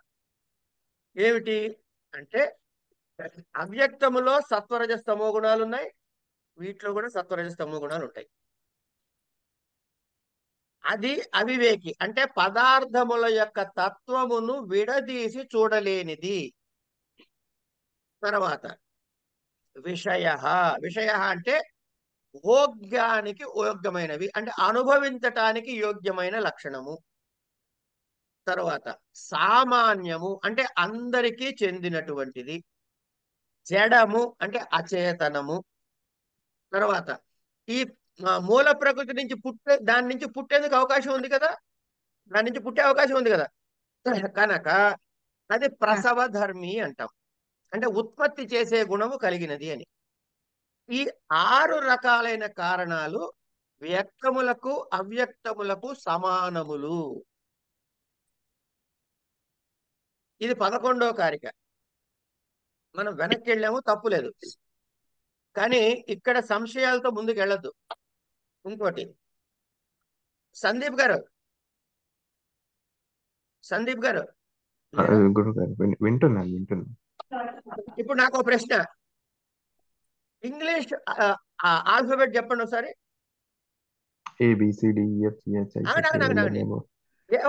చాలు. ఏబిసిడి ఎందుకన్నారు? బిఏసిబిఈ అని ఎందుకనలేదు? మనం అదే ఆర్డర్ లో నేర్చుకున్నాం కాబట్టి అలా. ఎగ్జాక్ట్లీ. సో అలాగే 1 2 3 4 ఎందుకనాలి? 5 3 1 2 1 అని కూడా అనొచ్చుగా మనం. అంటే for anything so called scientific expression అన్న మీరు అనేటటువంటి, ఏమంటే నాకు సైన్స్ లెక్కండి అన్నాను. ఏ సైన్స్ చెప్పినా there is basically a presumption. The basic presumption for mathematics is 1 తర్వాత 2, 2 తర్వాత 3, 3 తర్వాత 4. You shall have to presume this. You have no answer why 2 3 1 ఎందుకు చెప్పలేదంటే మీ దగ్గర ఆన్సర్ లేదు, ఎవడు చెప్పలేడు కదా. We named it like that, అంతే. ఇది క్లియరా? నేమ్డ్ ఇట్ అనే కన్నా మనం మ్యాథమెటిక్స్ లో చూసుకుంటే దానికి ఒక లాజికల్ ఆన్సర్ అన్నది ఉంది. చెప్పండి ఆన్సర్. 1 to నాకు నేను 2 1 ఒకటి 3 అన్నాం అంటే అనుకోండి, ఎందుకు కూడా చెప్పండి లాజికల్ ఆన్సర్. తప్పులేదు కానీ ఆ 2 అన్నదానికి ఒక వస్తువుని మనం అక్కడ పెట్టి చూపించాలి. దానికి 2 ఎందుకు అనే పేరు పెడతారు? పెట్టుకుంటే అదే exactly. So there is some assumption at some point. You have no choice. Basic assumptions ఉంటాయి. ఏదైనా తీసుకోండి, మీరు ఇంగ్లీష్ తీసుకోండి, లెక్కలు తీసుకోండి, సైన్స్ తీసుకోండి, any damn thing you have a basis. You have some presumption, basic presumption ఉంటుంది. ప్రిజంప్షన్ నుంచి మిగతా అంతా డెవలప్ అవుతుంది. ఇక్కడ నుంచి you are logical, there is no doubt about it. But basic presumptions మాత్రము ఏ టాపిక్ లో అయినా సరే బేసిక్ ప్రిజంప్షన్స్ ఉంటాయి. Let us go by this detail. Let us not discuss గురువు ఆన్ గారు, దట్. నేను దాన్ని తప్పనట్లేదు. ప్రిజంప్షన్స్ ఎక్కడైనా ఉంటాయి, కాకపోతే అది కూడా ఒక లాజికల్ రీజనింగ్ తోనే ఉంటుంది అని నేను చెప్పదలుచుకున్నాను. ప్రిజంప్షన్ లాజిక్ అన్నదండి బాబు, భలే ఉన్నారు మీరు. ప్రిజంప్షన్ అంటేనే ఇల్లాజికల్ ఇప్పుడు అని. ఒకటి అంటే దానికి ఏం అర్థం లేదా అండి? లేదు, ఎందుకు లేదు? మీరు అనుకున్నారు you are attributing value to it, but there is no value for 1. నేను 2ని పెట్టి దేన్నే 1 అంటాను. 2 ఇట్లా రాసి 1 అంటా. మీకు ఏమైనా అభ్యంతరమా? ఇట్లాగే ఎందుకు రాయాలి? అభ్యంతరం లేదు, కానీ దానికి మనం ఇచ్చే ఒకటి అంటే ఏం చెప్తున్నాం? ఏదన్నా ఒక ఫోన్ పట్టుకోండి, దట్ ఈస్ కాల్డ్ 1. దాన్ని 2 అంటే పర్వాలేదు, దానికి ఆ పేరు మనం ఇచ్చుకున్నాం. But the logic is that it is 1 object అని. No, you are thoroughly mistaken Sandeep గారు. మీరు ఎజంప్షన్ ని గ్యారంటీ తీసుకుని మిగతా మాట్లాడుతున్నారు. మరి కూల్ గా ఆలోచించుకోండి దీని మీద. 1 2 3ని 2 1 3 అని ఉంటే మీరు ఒకటే ఫోన్ పట్టుకుని 2 ఫోన్ నా దగ్గర ఉంది, 1 ఫోన్స్ ఉన్నాయి అని ఉండేవాళ్ళు. ప్లూరల్ సింగులర్ గా మాట్లాడదలుచుకున్నా ఇలాగే చెప్పుండేవాళ్ళు. కూల్ గా ఆలోచించుకోండి. ఇక్కడ ప్రిజంప్షన్ దగ్గర ఆగిపోదాం. Let us not take this further. We will stop our lesson there. Okay. Take it for granted. Any damn thing you have presumptions. There is no doubt about it. Any scientific issue, assume అని అంటాడు వాడు. అక్కడ assume చేస్తేనే అక్కడి నుంచి logic పెరుగుతుంది. కానీ you are logical from that point. The first 1 step దగ్గర మాత్రం యూ హ్యావ్ ప్రిజంప్షన్స్. ఓకే, నేను పక్కకు పెడదాం. ఇప్పుడు ఈ వ్యక్తావ్యక్తములకు కామన్ ఫీచర్స్ ఏమిటయ్యా అంటే త్రిగుణాత్మకములు, అవివేకి, విషయ అంటే భోగానికి పనికొచ్చేవి, అందరికీ చెందినవి సామాన్యము, అచేతనము అంటే జడములు, ప్రసవధర్మి దాని నుంచి పుట్టేటటువంటి అవకాశము, ఉత్పత్తి చేయగలిగిన గుణము కలిగినది అని 6 రకాల వ్యక్తావ్యక్తములకు సమాన ధర్మాన్ని చెప్పారు. అంటే మనం ఎక్కడి నుంచి వచ్చాము? వ్యక్తముల నుంచి ఉన్నటువంటి ఫీచర్స్ ని తీసుకుని ఇవి అవ్యక్తము అని వేరే క్లాసిఫై చేశాం కాబట్టి వాటికి భిన్నముగా ఉంటుంది అని ఒకటి చెప్పుకున్నాము. సో దాని ఆపోజిట్స్ అన్ని వాటికి చెప్పుకున్నాం ఫీచర్స్ కింద. దీనికి ఇప్పుడు మిగిలినవి పురుషుడు ప్రధానము కాబట్టి ఈ ప్రధానములో ఈ వ్యక్తములు కూడా కలిసి ఉన్నాయి కాబట్టి వీటికి ఉండే కామన్ ఫీచర్స్ ఏమిటి అంటే 6 చెప్పుకున్నాం. ఇప్పుడు మన దగ్గర ఉన్నవి 2 ఏమిటవి అంటే ప్రధానము, పురుషుడు. ఈ ప్రధానము అనే బ్లాక్ కి లక్షణాలు ఏమిటయ్యా అంటే ఈ వ్యక్తావ్యక్తములకు చెప్పిన కామన్ ధర్మాలు ఏవైతే సాధర్మ్యాలు ఉన్నాయో ఇవి వీటి లక్షణాలు అని చెప్పుకుంటాం. సో మన దగ్గర 2 ఐటమ్స్ వచ్చాయి, ప్రధానము, పురుషుడు. సో ప్రధానం యొక్క లక్షణాలు మనం కింద నుంచి పైకి వస్తున్నాం. ఇక్కడ వరకు మనకి తెలిసిపోయింది. ఈ తెలియని వాడు ఎవడయ్యా అంటే పురుషుడు అన్నప్పుడు వాడి ఫీచర్స్ ఏమిటి అంటే వీటి ఆపోజిట్స్ చేసుకుంటూ పోండి. ఇది త్రిగుణము కాబట్టి అది నిర్గుణము, ఇది అవివేకి కాబట్టి అది వివేకి, ఇది విషయం అంటే భోగ్య వస్తువు కాబట్టి వాడు భోగించేవాడు, ఇది సామాన్యము కాబట్టి అది కాదు, ఇది అచేతనము అంటే జడము కాబట్టి వాడు చైతన్యుడు, ఇది ప్రసవధర్మి కాబట్టి అది అప్రసవధర్మి అనేటటువంటి ఎట్లా డిసైడ్ చేసావయ్యా అంటే సత్కార్యవాదము వల్ల అని డిసైడ్ చేసాం. ఇట్లా వీటి ఏమన్నారంటే సాంఖ్య దర్శనము యొక్క ప్రయోజనం ఏమిటయ్యా అనంటే ప్రకృతి పురుష వివేక జ్ఞానమును నిరూపించటము. దానికి ప్రమాణాలు వ్యక్తుడి యొక్క, అవ్యక్తము యొక్క, పురుషుడి యొక్క లక్షణాలు వివరించబడ్డాయి. ఇప్పుడు మనం ఎక్కడికి వస్తున్నాము? ప్రధానం దగ్గరికి వస్తే వీటిలో ఉన్నవి ఏమిటాయి అంటే త్రిగుణాలు అన్నాం. త్రిగుణాలు అంటే ఏమిటి అంటే సత్వ రజస్ తమో గుణములు త్రిగుణములు. మనకి టైం ఉంది కదమ్మా, నేను చెప్పుకుంటూ పోతున్నాను. I'm not looking at watch. అంతే 9:30. 9:30. ఓకే. సత్వ రజస్తమో గుణములు అని త్రిగుణాలు. సో సత్కార్యవాదం ఎందుకు చెప్పుకున్నామయ్యా అంటే, సత్తును అది ఈ కార్యము కనపడితే కారణాన్ని ఊహించగలుగుతున్నాం కాబట్టి. ఇట్లా వెనక్కి వెళ్ళాము. వ్యక్తానికి అవ్యక్తానికి డిఫరెన్స్లు చెప్పుకున్నాము. వ్యక్తమునకు అవ్యక్తమునకు కామన్ ఫీచర్స్ చెప్పుకున్నాము.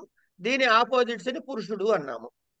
అది పురుషుడు అని ఎందుకు అనాలి అని తర్వాత వస్తుంది, ఇవాటి కార్యక్రమంలో రావాలి.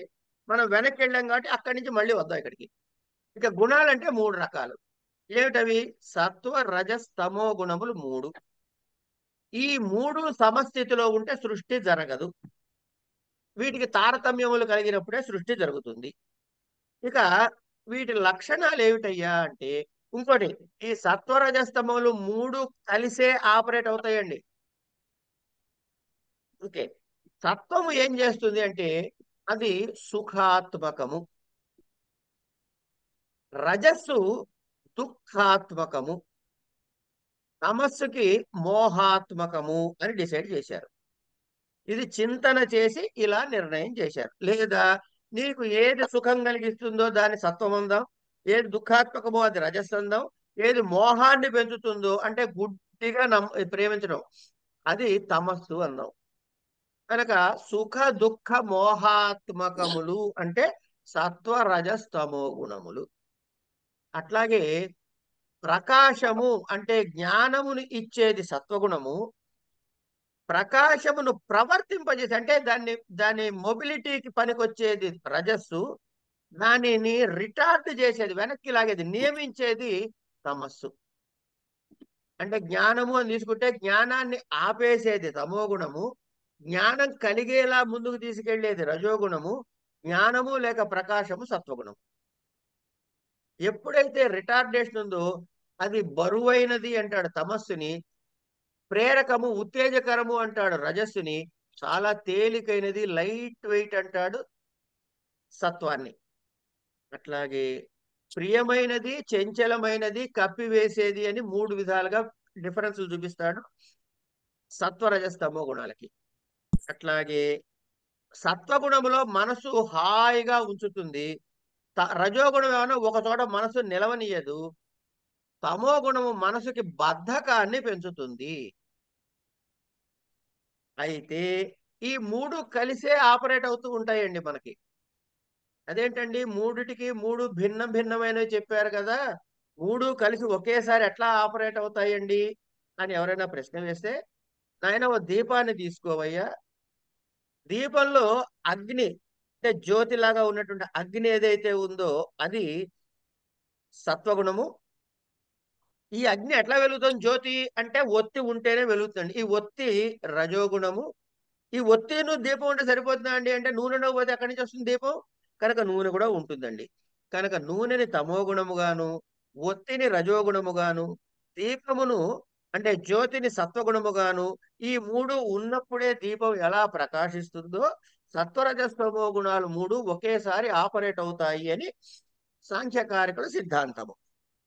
ఇట్లా సత్కార్యవాదము ప్రకారంగా కార్యము కారణమునందు సూక్ష్మముగా ఉంటుంది. కనుక కార్యమునందు కారణము ఉండి తీరాలి. కార్యము కారణంలో కలుస్తుంది, కారణము కార్యములో కూడా ఉండి తీరాలి. అందుకని వీటిలో ఉన్నటువంటి ఈ అవ్యక్తమైన ప్రధానంలో ఉంది అని మనకి సిద్ధిస్తుంది. ఎట్లా? మనకి వ్యక్తులైనటువంటి మహదాదుల లాగానే కార్యము కారణములో ఉన్నది అన్నట్లే కారణము కార్యములో కూడా ఉండి తీరాలి. ఎందుకంటే విత్తు నుంచి చెట్టు పుట్టిన తర్వాత మళ్ళీ కొత్త విత్తు ఎట్లా పుడుతుందంటే ఆ విత్తులాగానే పుడుతుంది. ఈ చెట్టుకు ఎట్లా పుట్టింది అంటే అది ఇందులో ఉంది కాబట్టి. కనుక కారణము కార్యములో ప్రకటమవుతుంది, కార్యము కారణములో సూక్ష్మ రూపంలో ఉంటుంది. కార్యము కారణమునందు సూక్ష్మ రూపంలో ఉంటుంది, అట్లాగే కార్యములో కారణము కూడా ఉండి తీరుతుంది. కనుకనే ఈ 3 త్రిగుణాలు వ్యక్తములైన మహదాదులలో ఉన్నాయి కనుక అవ్యక్తమైన ప్రధానములో కూడా ఉంటుంది అని మనకి సిద్ధిస్తుంది. దీన్ని సత్కార్యవాదము అంటారు. ఇది యథాతథంగా నేర్చుకోవాలి. ఇది మీద ప్రశ్న ఖచ్చితంగా వస్తుంది. అయిన తర్వాత ఇది ఆల్రెడీ చెప్పేసుకున్నాం మనం. భేదములు వగైరా వగైరా వాటిని చెప్పుకున్నాం. ఇక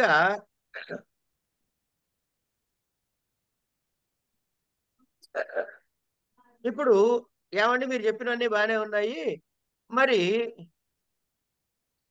కారణమైనటువంటి అవ్యక్తం ఒకటే అంటున్నావు కదా, అది ఒకటే అయితే మరి ఇన్ని వ్యక్తాలైనటువంటి కార్యాలు ఇన్ని భేదాలు ఎందుకు వస్తున్నాయి?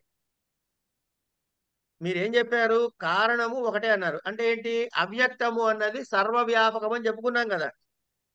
అవ్యక్తము సర్వవ్యాపకమైనప్పుడు వ్యక్తములు ఇన్ని ఎందుకు వస్తున్నాయి, అనేకం ఎందుకు వస్తున్నాయి అని అంటే 16వ కారికలో మనకి చెప్తాడు సలిలవత్ అనే ఒక ఉదాహరణ ద్వారా. అంటే అవ్యక్తములోని సత్వరజస్తమో గుణాలు 3 ఉన్నప్పుడు సృష్టి జరగదయ్యా.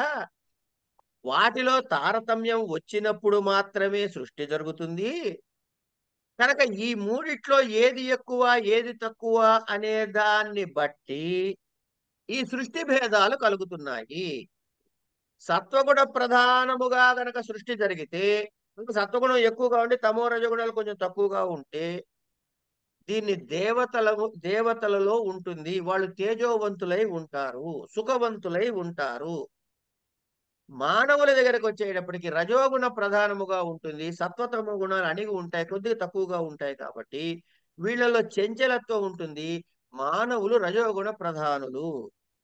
అంటే దుఃఖముతోటి తమోగుణ ప్రధానమైనది ఏంటంటే పశువులు పక్ష్యాదులు ఇట్లాంటివన్నీ తమోగుణ ప్రధానములు, మోహాత్మకములైనవి అని దీన్ని నిర్ధారించారు. ఇక్కడికి ప్రకృతి డివిజన్ అయిపోయింది. ఇప్పుడు మనకి ఎక్కడి దాకా వచ్చాము? అవ్యక్తం వరకు క్లాసిఫై అయిపోయింది. ఇప్పుడు మనం తెలుసుకోవాల్సిన వాడు ఎవడంటే పురుషుడు గురించి తెలుసుకోవాలి. ఆ పురుషుడు గురించి ఇవాళ మనం కొంచెం ఎక్కువ తక్కువ చెప్పుకుందాం. పురుషుడు అంటే ఎవడు? అంటే పురుషుడు ఒకడా బహుళమా? ఈ పురుషుడి యొక్క స్థితి గురించి చెప్పేది 17, 18 కారికల్లో మనకి చెబుతారు. 17, 18 కారికల్లో ఈ పురుషుడి యొక్క లక్షణాల గురించి వివరాల గురించి చెబుతారు. ఇప్పుడు మనం ఏం చెప్తున్నాము అంటే వీడు ఈ ప్రధానము అన్నది భోగ్య వస్తువు అన్నాం. భోగ్య వస్తువు అంటే అనుభవించటానికి ఉపయోగపడేది. వాడేమన్నా భోగి అంటున్నాం అంటే వాడు అనుభవించేవాడు అంటున్నాం. అదంటే చెప్తా వాడు అనుభవించాడు నీకు ఎక్కడ తెలిసిందయ్యా? ఇది జడము అన్నావు కనుక అది చైతన్యము అంటున్నావు. అంటే ఒక అచేతనమైనటువంటిది ఉంటే అంటే త్రిగుణాది గుణముల కంటే భిన్నమైన తత్వము ఒకటి ఉంది అని ఊహించాలి. ఇప్పుడు ఇందాక ఆయన ఒక ప్రశ్న వేశాడు, అవ్యక్తం కూడా అనేకం ఉండొచ్చు కదా అని. అవ్యక్తము వ్యక్తము కన్నా భిన్నమైనది కాబట్టి, వ్యక్తము అనేకము కాబట్టి అవ్యక్తానికి దాని భిన్నమైనటువంటి తత్వం ఏకత్వాన్ని సాధించాం మనం సత్కార్యవాదము ద్వారా. కనుక అది ఏకమే కాబట్టి అనేకత్వం ఉండదు అక్కడ. ఒక్క నిమిషం అమ్మా. ఈ అనేకమైన చేతనమైనటువంటి ఈ వస్తుతాదాయం, మన ఇంట్లో మంచం ఉందండి. అసలు మంచం ఎందుకు మనకి? ఆ మంచాన్ని చూసాం మనం. ఈ మంచం దేనికి అంటే ఆ యజమాని పడుకోవటానికి. అంటే ఒక భోగ్య వస్తువు ఉంటే దాన్ని అనుభవించేవాడు ఒకడు ఉండి తీరతాడు, నీకు తెలిసినా తెలియకపోయినా. ఒక కారు ఇంటి బయట ఉందంటే ఆ కారుని అనుభవించేవాడు ఒకడు ఉంటాడు. అంటే ఒక భోగ్య వస్తువు ఉంటే అది భోగించటానికి అధిష్టాత ఒకడు ఉండి తీరాలి, భోక్త ఒకటి ఉండి తీరాలి అనే తత్వం తెలుస్తుంది మనకి.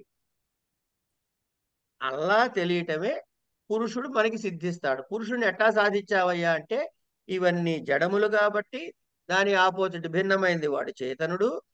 వీది భోగ్య వస్తువులు కాబట్టి భోగించేవాడు ఒకడు ఉండాలి కాబట్టి వాడు భోక్త. ఇట్లా యొక్క జ్ఞానం మనకు కలుగుతుంది.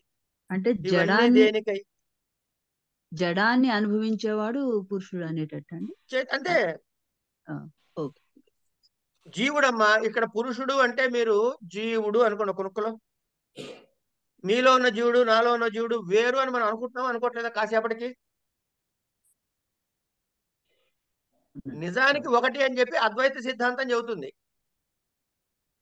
కానీ ఇక్కడ ద్వైత సిద్ధాంతం ఏం చెబుతుంది? ఇప్పుడు ద్వైత అద్వైతం అంటే మళ్ళీ కొంత కన్ఫ్యూజన్ వస్తుంది. అందుకని వద్దు. ఇక్కడ పురుషుడు మీ జీవుడు అనుకోండి కాసేపు. పురుషుడు అనగా జీవాత్మ. ఓకే. ఇక్కడ ఆగుదాం కాసేపు. ఎక్కువ పెట్టుకోవద్దు కన్ఫ్యూజన్ కి. అచేతనమైన వస్తువు ఉంది, ఒక కారు ఉంది ఆ ఇంటి ముందు అంటే ఎవర్థం అండి? అచేతనమైన ఒక జడం. ఒక ప్రశ్న వేస్తా అండి. మనం వెళ్తూ వెళ్తూ ఉన్నాం, ఒక అడవిలో ఈ చిక్కుకుపోయాం. అడవిలో చిక్కుకుపోతే ఎక్కడికి పోవాలో తెలియకపోతే దూరంగా ఒక ఇల్లు, అందులో లైట్ వెలుగుతూ కనపడింది. మీరు ఏమని ఊహిస్తారు? అక్కడ ఎవడో మీకు మనిషి కనపడ్డా? కనపడలేదు కానీ ఎవరో కనుక లైట్ వేసింది, ఇల్లు ఉంది అంటే ఆ జడాన్ని చూసి అందులో ఎవడో వాడు అనుభవించేవాడు ఒకడు ఉన్నాడని ఊహించారా లేదా? సేమ్ థింగ్ ఇక్కడ. కనుక భోగించటానికి ఒక భోక్త ఉండాలి. కనుక ఇప్పుడు అది భోగిచ్చేసినప్పుడు ఇక భోగ్యం ఏముంటుంది? అది అంచేత అచేతనమైన మంచము, పరుపు ఇత్యాది ఏవైతే ఉన్నాయో వాటిని చూస్తే దాని మీద పడుకోవడానికి ఒకడు ఉన్నాడు అని అర్థమవుతోంది కదా. అలాగే ఈ త్రిగుణాలు మహదాదులలో ప్రధానములో ఉన్నప్పుడు ఈ గుణములన్నిటికీ కూడా ఒక భోక్త ఉండాలి కదా అని మనం ఎన్ని ప్రమాణాలు చెప్పుకున్నామండి? ప్రత్యక్ష, అనుమాన, శాబ్దము 3 చెప్పుకున్నాం. అనుమాన ప్రమాణము ద్వారా ఇది సిద్ధిస్తుంది అని చెప్తున్నాడు. అంటే జ్ఞా అనేటటువంటి పురుషుణ్ణి మనము మన కంటికి కనపడ్డు, కానీ అనుమాన ప్రమాణము ద్వారా సిద్ధిస్తోంది. ఎట్లా అనుమాన ప్రమాణము? పర్వతో వన్యమాన్ ధూమవత్వాత్ యథా మహానసే అనేటటువంటి అనుమాన ప్రమాణానికి చెప్పే వ్యాప్తి వాక్యం లాగానే కొండ మీద నిప్పుందయ్యా, అది ఎలా తెలిసిందయ్యా నీకు అంటే పొగొస్తోంది కాబట్టి. పొగొస్తే మా వంటిట్లో కూడా పొగొచ్చినప్పుడల్లా అక్కడ నిప్పుందయ్యా, నా అనుభవంలో ఉందయ్యా, నిత్యమైన విషయం అయ్యా అది అన్నట్లుగా. ఒక జడమైన పదార్థం ఉంటే, ఒక మంచం ఉంటే, ఒక మంచం ఉన్నప్పుడు ఉన్నట్టయితే, పరుపు దాని మీద ఉన్నట్లయితే అది పడుకోవడానికి కూడా ఉన్నాడని అర్థమవుతోందయ్యా అని అనుమాన ప్రమాణం ద్వారా సాధిస్తున్నాము. ఎలాగైతే మంచం ఇప్పుడు ఎప్పుడైతే ప్రధానము ఉన్నదో, ఒక భోక్త అయినట్టు ఒక భోగ్య వస్తువు ఉన్నదో, ఒక భోక్త కూడా ఉంటాడు, వాడే పురుషుడు అని అంటున్నాను నేను. పేరు పెట్టా పురుషుడు అని. ఇదే జీవాత్మ అనుకోండి అని అంటున్నా. ఎట్ట చెబుతున్నావయ్యా అంటే అక్కడ పరుపు ఏమండి ఇక్కడ పడుకునేందుకు మనిషి ఉన్నాడండి అన్నాడు వాడు. అదెట చెప్పావయ్యా? మంచము పరుపు ఉంది కాబట్టి అన్నాడు వీడు. అట్లాగే పరుపు మంచము ఉంటే పడుకోవడానికి మనిషి ఉన్నాడని ఎట్లా చెబుతున్నావు? ప్రధానము అనే భోగ్య వస్తువు ఉంది కాబట్టి భోక్త అయినటువంటి ఒక పురుషుడు అనేవాడు ఉండి తీరాలి అని మనం సాధిస్తున్నాము అనుమాన ప్రమాణము ద్వారా. ఇప్పుడు రథం ఉందండి, ఒక కారు, ఇందా చెప్పాక కారు, రథమో కారో ఉంది. అది ఉంటే ఏంటి? దానికి సారథి ఉండాలా, నడిపేవాడు ఉండాలా వద్దా? ఉట్టిగా రథం దానంతరం వెళ్ళిపోతుందా అంటే వెళ్ళదు. అంచేత ఇక్కడ మనం గమనించాల్సిన విషయం జాగ్రత్తగా వినండి. ఎగ్జాంపుల్స్ ని పట్టుకోండి. పరుపు మంచము ఉంటే పడుకునేందుకు మనిషి ఉన్నట్టుగా త్రిగుణాలతో ఉన్నటువంటి మహదాదులు ఉన్నప్పుడు గుణములు లేనటువంటి ఒక భోక్త ఉంటాడు. అంటే జడత్వము లేనటువంటి ఒక చైతన్యం ఉంటుంది, గుణములు లేనటువంటి ఒక నిర్గుణుడు ఉంటాడు. అట్లాగే జడమైనటువంటి కారు ఉన్నప్పుడు దాన్ని నడిపేటువంటి వాడి చైతన్యుడు అవ్వాలా, లేకపోతే జడంలాగా ఉంటాడా? కనుక రథము ఉంటే సారథి ఉండవలసినదే. అలాగే అచేతనమైన రథము లేక కారు నడపడానికి చేతనుడైనటువంటి సారథి ఉండవలసినదే. జడమైనటువంటి ఈ వ్యక్తావ్యక్తముల యొక్క నడకకి అమ్మా ఎవరో మాట్లాడుతున్నారు వెనకాల, పద్మావతి గారు. ఇక్కడ చిన్న ఇక్కడే ఒక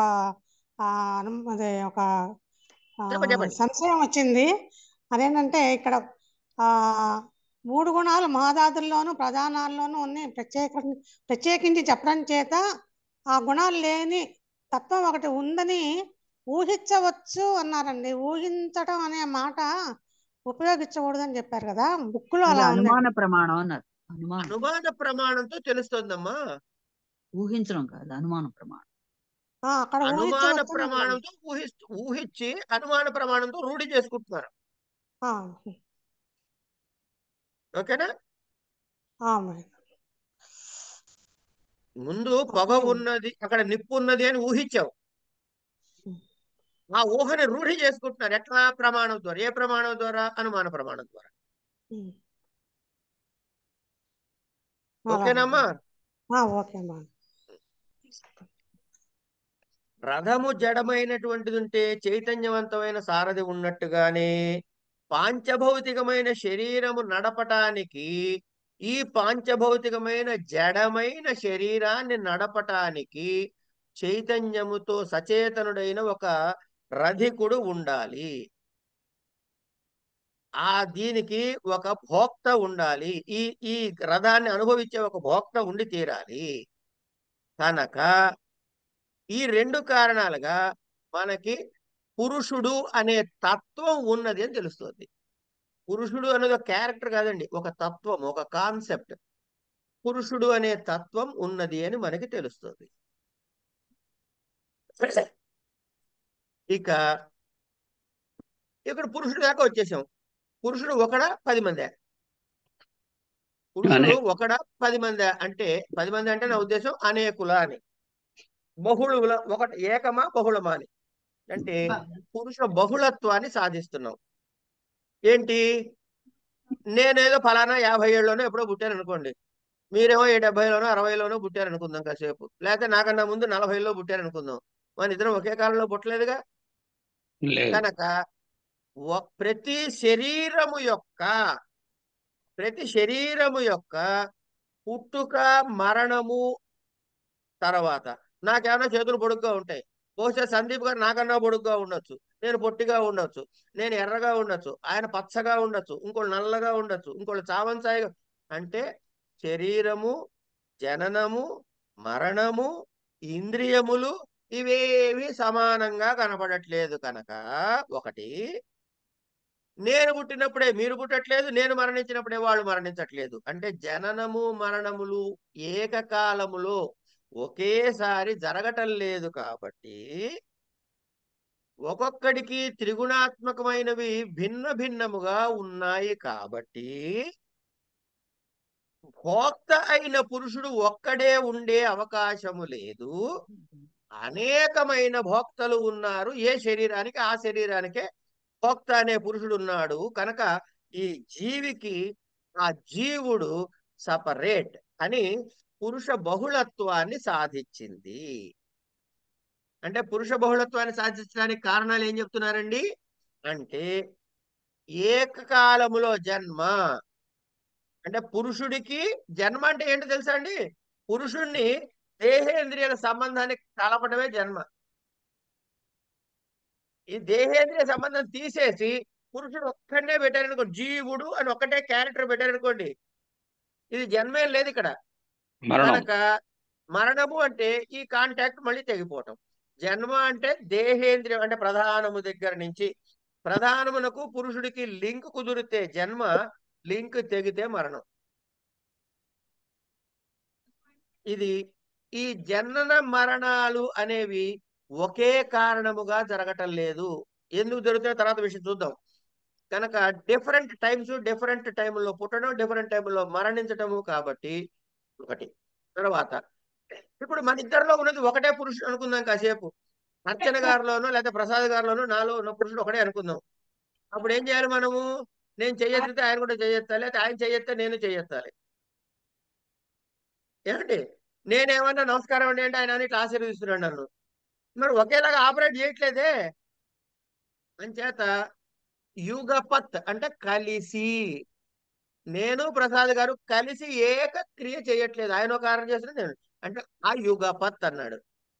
కనుక జన్మ మరణము, జన్మ మరణ కారణాల ప్రతి నియమము, అయుగపత్ ఒకేసారి నడవటం, ఒకేసారి పుట్టడం, ఒకేసారి నిద్రించడం ఇవేవి లేవు కాబట్టి నాలో ఉన్న సత్వరజస్తమో గుణాలు ఆయనలో ఉండే సత్వరజస్తమో గుణాలు వ్యత్యాసంగా ఉన్నాయి కాబట్టి మా పెద్ద అబ్బాయి అండి, వాడికి చచ్చే ముక్కు మీద కోపం అంటుంది వాళ్ళమ్మ. మా రెండో వాడు మాత్రం శాంత స్వభావుడు. అంటే వీళ్ళు ఈ ఇద్దరిలోనూ సత్వరజస్తమో గుణాలు సమానంగా లేవని తేలిపోతుందిగా. కనుక ఈ త్రైగుణ్య విపర్యయ అనే డిఫరెన్స్ వల్ల ఈ కారణాల వల్ల ఏమిటవుతుందయ్యా అంటే పురుషుడు భిన్న భిన్నములు బహుళత్వమును మనము సాధించాము. పురుషుణ్ణి సాధించాము, పురుష భిన్నత్వాన్ని సాధించాము. ఇక్కడ వరకు పురుషుడి యొక్క లక్షణాలు, పురుషుడి యొక్క భిన్నత్వాన్ని సాధించాం మనం. ఇంతవరకు క్లియర్ గానే ఉన్నట్టు అంటే చెప్పిన దాని మీద లాజిక్లు వెతకకుండా చెప్పింది చెప్పినట్టు అర్థమైందో లేదో చెప్పండి ఫస్ట్. గురుగారు ఒక్కటి అర్థం కాలేదు. ఇప్పుడు వ్యాపి అన్నారు కదా, అంటే ఇప్పుడు కర్మేంద్రియము అనేది అంటే తర్వాతది కావచ్చు ఇది, అంటే చెయ్యి సంబంధించినది చెయ్యిలోనే ఉంటుందా? ఏంటి చెయ్యిలో ఉండటం అంటే కర్మేంద్రియాలు అది ఇది అన్నారు కదా, కర్మేంద్రియాలు 5 చెయ్యి, పాదం, ఉన్నాయి. వాక్కు, పాణి, పాద, పాయూపస్థలు. అంటే ఇప్పుడు కర్మేంద్రియాలు అవ్యాపి అన్నారు కదా, అంటే అంటే ఒక ప్రదేశంలో ఉంటాయా మన శరీరంలో? అలా కాదమ్మా, నాలో ఉండే చెయ్యి, కాలు, ముక్కు మీలో పక్క వాళ్ళు కూడా వేరే. నా వేరు, ఆయన వేరు, అవునా కదా? కనుక నా చెయ్యి అర్చన చేతిలో ఉండదు, అర్చన చెయ్యి ప్రసాద్ గారి చేతిలో ఉండదు, ప్రసాద్ గారి చెయ్యి అన్నపూర్ణ గారి చేతిలో ఉండదు, అన్నపూర్ణ గారి చెయ్యి సందీప్ గారి చేతిలో ఉండదు, సందీప్ గారి చెయ్యి ఇంకో చేతిలో ఉండదు. సందీప్ కనపడట్లేదు ఏంటి? ఉన్నారా? రైట్. కనుక ఇది వ్యాపి అంటే అమ్మా ఇక్కడ ఉండి అక్కడ ఉండటం వ్యాపి అంటే. ఇక్కడ ఉండి అక్కడ ఉండి అంటే అది చెప్తా, ఒక్క నిమిషం ఆగండి, ఒక్క నిమిషం. అమ్మాయి డౌట్ తీర్చేసిందని చెప్తా. ఇప్పుడు ఒక్క నిమిషం, మనం పక్కకి ఎక్కడికి వెళ్ళిపోతున్నాం, సబ్జెక్ట్ వదిలేద్దాం కాసేపు. సాంఖ్యకారికల్ని పొట్లం కట్టి పక్కకు పెట్టండి కాసేపు. ఏమ్మా, ఆవు ఏమిటి? ఆవు లక్షణం చెప్పని నిన్ను అడిగాను అనుకో. తెల్లగా ఉంటుంది, పాలిస్తుంది. ఆగమ్మా, ఆగు తల్లి, ఆ తెల్లగా దగ్గర ఆగు నువ్వు కాసేపు. అన్ని ఆవులు తెల్లగా ఉంటాయా? మా ఇంట్లో ఎర్ర ఉంది, వాళ్ళ పక్క ఇంట్లో మచ్చలా ఉంది. కనుక ఆవు అనే లక్షణము ఆవు అనేటటువంటి గ్రూపులో అంతటా ఉందా, కొన్నిటికే ఉందా? అంతటా. శీలా గారు అర్చన, తెల్లదనము అనే లక్షణం, ఆవు అనే లక్షణం చెప్పట్లేదు. మీరు చెప్పేది ఆవు అంటే ఏమిటంటే తెల్లగా ఉందన్నారు మీరు. అన్ని ఆవులు తెల్లగా ఉన్నాయా? అంచేత మీరు చెప్పిన లక్షణము అన్నది అన్ని ఆవులకి సంబంధించిందా, ఏదో కొన్ని ఆవులకి సంబంధించిందా? కనుక అన్ని ఆవులకి మీరు చెప్పిన లక్షణము వ్యాపించిందా, వ్యాపించలేదా? వ్యాపించలేదు అంటే దాన్ని వ్యాపి అనొచ్చా? ఇట్లా అవుతుంది, ఇట్లా కదా ఊపాలి. వ్యాపించలేదు అంటే వ్యాపి కాదు కదా. అదే నేను అవ్యాపి అని కూడా అదే అర్థం. అవ్యాపి అంతేనా? రైట్. ఇప్పుడు ఆవుకి కొమ్ములుంటాయి అన్నాం అనుకో, నువ్వు కాసేపు మాట మార్చి. అన్నావులు కొమ్ములు ఉంటాయిగా? అన్నావులు కొమ్ములు ఉంటాయి కదమ్మా? ఉంటాయి. అంటే ఇప్పుడు నువ్వు చెప్పిన లక్షణము, కొమ్ములుండుట అనే లక్షణము ఆవుల్లో ఉన్నాయి లేదా? ఉన్నాయి. అంటే ఆవు డెఫినేషన్ సరిపోదా? సరిపోతుంది. ఇప్పుడు నాకు మేకకు కూడా కొమ్ములు కనపడ్డాయి, జింక కొమ్ములు కనపడ్డాయి, బర్రెల కొమ్ములు కనపడ్డాయి. కనుక కొమ్ములు కనబడే ప్రతిదాన్ని ఆవు అనమంటే నువ్వు, నేను ఇప్పుడు జింకని ఆవు అనాలి, బర్రెని ఆవు అనాలి అనొచ్చా? అయితే ఇది కూడా అవ్యాపి. వ్యాపి కాదు, అన్ని ఆవుల్లో కొమ్ములు ఉన్నాయి కదా. ఉన్నాయి. వ్యాపి ఈ కాకుండా దాటి కూడా ఉన్నాయి కదా. ఉన్నాయి. ఓవర్ యాక్షన్ అనమాట. అంటే అతి వ్యాపి. ఆహా. అంటే లక్షణము అతి వ్యాపిగా ఉంది ఇక్కడ. ఆ. ఓకే. ఓకే, కొమ్ములు ఉన్నాయి అంటే ఆవులు అనే అన్నిటికీ, ఆవు అనే క్యారెక్టర్ ఒక వస్తువుకి లక్షణముగా చెప్పడానికి కుదరకపోవడానికి కారణం అంటే దీనికే కాదు ఇంకా వాటికి కూడా ఉన్నాయి కనుక దీన్ని అతి వ్యాప్తి దోషము అంటారు. కాదండి కొమ్ములు కాదండి తెలుపండి అన్నారు అనుకోండి, అవ్యాప్తి దోషం వచ్చింది. అవ్యాప్తి. కనుక ఈ లక్షణం కూడా సరిపోవట్లే కదా. సరిపోవట్లే. ఏమంటే అట్లా కాదండి, ఆవుకి ఒకటే గిట్ట ఉంటుందండి గుర్రానికి ఉన్నట్లు ఇట్లా కలిసిపోయి అని అన్నాం అనుకుందాం కాసేపు. ఒకటే గిట్ట, గిట్ట కాలి గిట్ట ఉంటుంది కదమ్మా, కాలి గిట్ట, ఆ గిట్ట ఒకటే యూనిట్ లాగా ఉంటుంది అని అన్నాం అనుకో కాసేపు. అరిచి చచ్చిన గీ పెట్టినా సరే ఏ ఆవుకి ఒకే గిట్ట ఉండదు. ఏ ఆవుకైనా గిట్టెలా చీలే ఉంటుంది. ఇప్పుడు వెళ్ళి ఆవు కాళ్ళు చూడండి, కనబడి ప్రతి ఆవు కాళ్ళు ఇట్లా చూస్తూ ఉండండి, ఇట్లా గిట్ట చీలే ఉంటుందమ్మా, చీలి ఉంటుంది. అని చేత ఆవు లక్షణం చెప్పరా తల్లి అర్చన అంటే, ఏకంగా ఉన్న ఒకటే రకంగా ఉన్న గిట్ట ఉన్నదండి అంటే అది ఏ ఆవులో అయినా కనబడుతోందా? కనపడుతుంది. కనపడుతుంది. గిట్ట చీలకుండా ఒకేలా ఉన్న గిట్ట ఉన్న ఆవులు కనపడతాయా? లేదు లేదు, కనపడదు. గిట్ట చీలినవే కనపడతాయి. అంటే ఒకే గిట్ట ఉన్న ఆవులు సంభవిస్తాయా? లేవు. సంభవించవు అంటానికి ఏమనొచ్చు? సంభవం. అసంభవం. మనకి ఆ పెట్టుకుంటే పని అయిపోతుందమ్మా, ఆపోజిట్ చెప్పమంటే ఆ పెట్టుకో.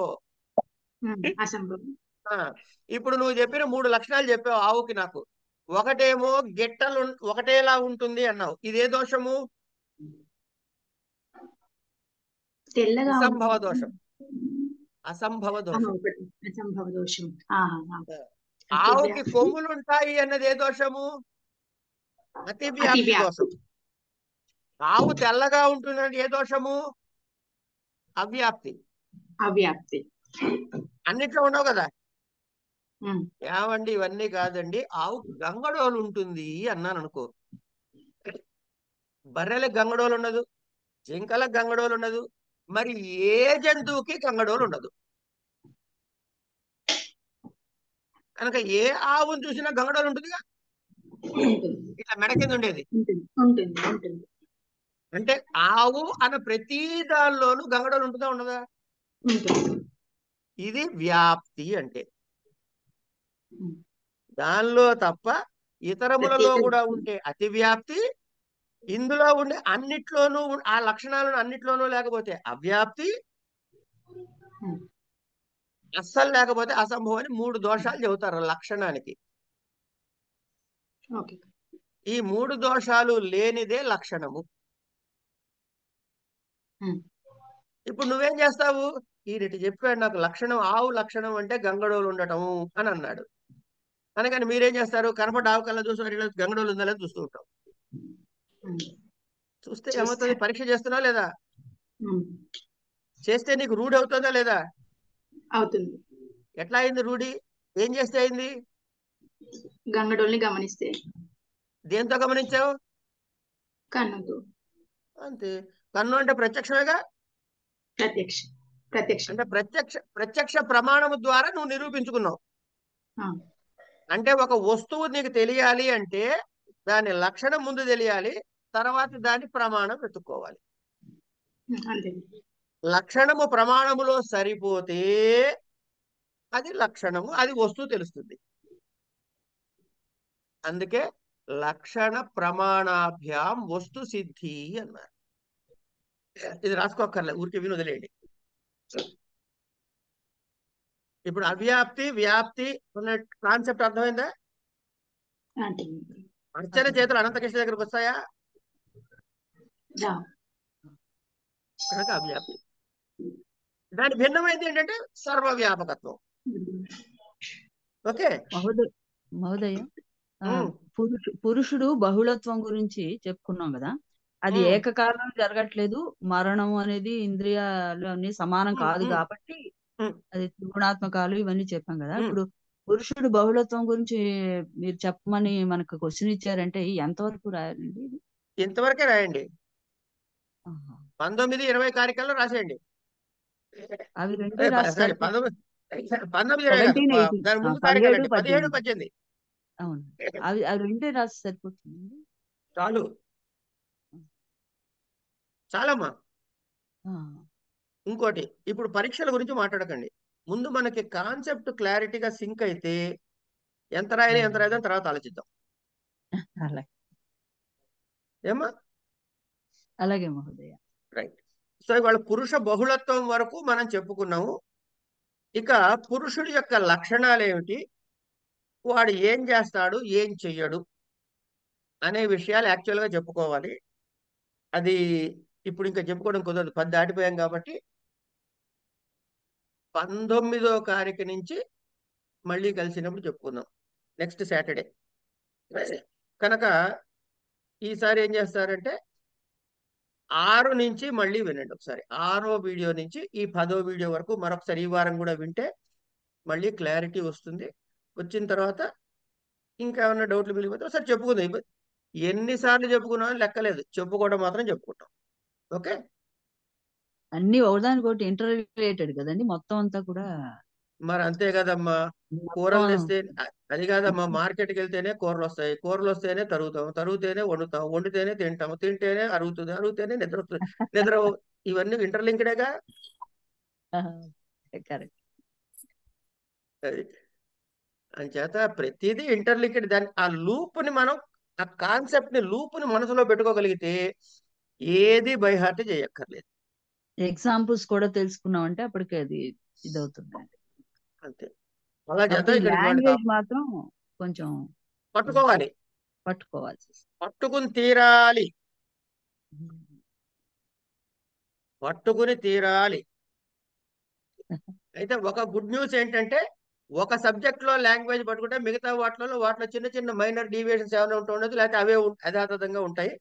కనుక కంగారు లేదు. మొదటిది కాబట్టి టైప్ ఇన్స్టిట్యూట్కి వెళ్ళినప్పుడు మొదటి రోజు ఏఎస్ డిఎం కొట్టే వేళ్ళు ఇరుక్కుపోతూ ఉండేవి మా చిన్నప్పుడు. ఇప్పుడు ఎవరు టైప్ కొట్టట్లేదు అనుకోండి, ఇట్లా ఇరుక్కుపోయేవి, మళ్ళీ అవి ఇరుక్కునేవాళ్ళం. కానీ 2 రోజులు పోయిన తర్వాత టట్ట కొట్టేసేవాళ్ళం. అట్లాగే ఇవి కూడా కొన్నాళ్ళు అలవాటు పడేవారు. కొంచెం గతుకుల రోడ్డు ఉంటుంది, తర్వాత రోడ్డు ఒకసారి హైవే ఎక్కితే హాయిగా వెళ్తుంది మీకు. ఇక్కడ ఆపుదామండి. స్వస్తి.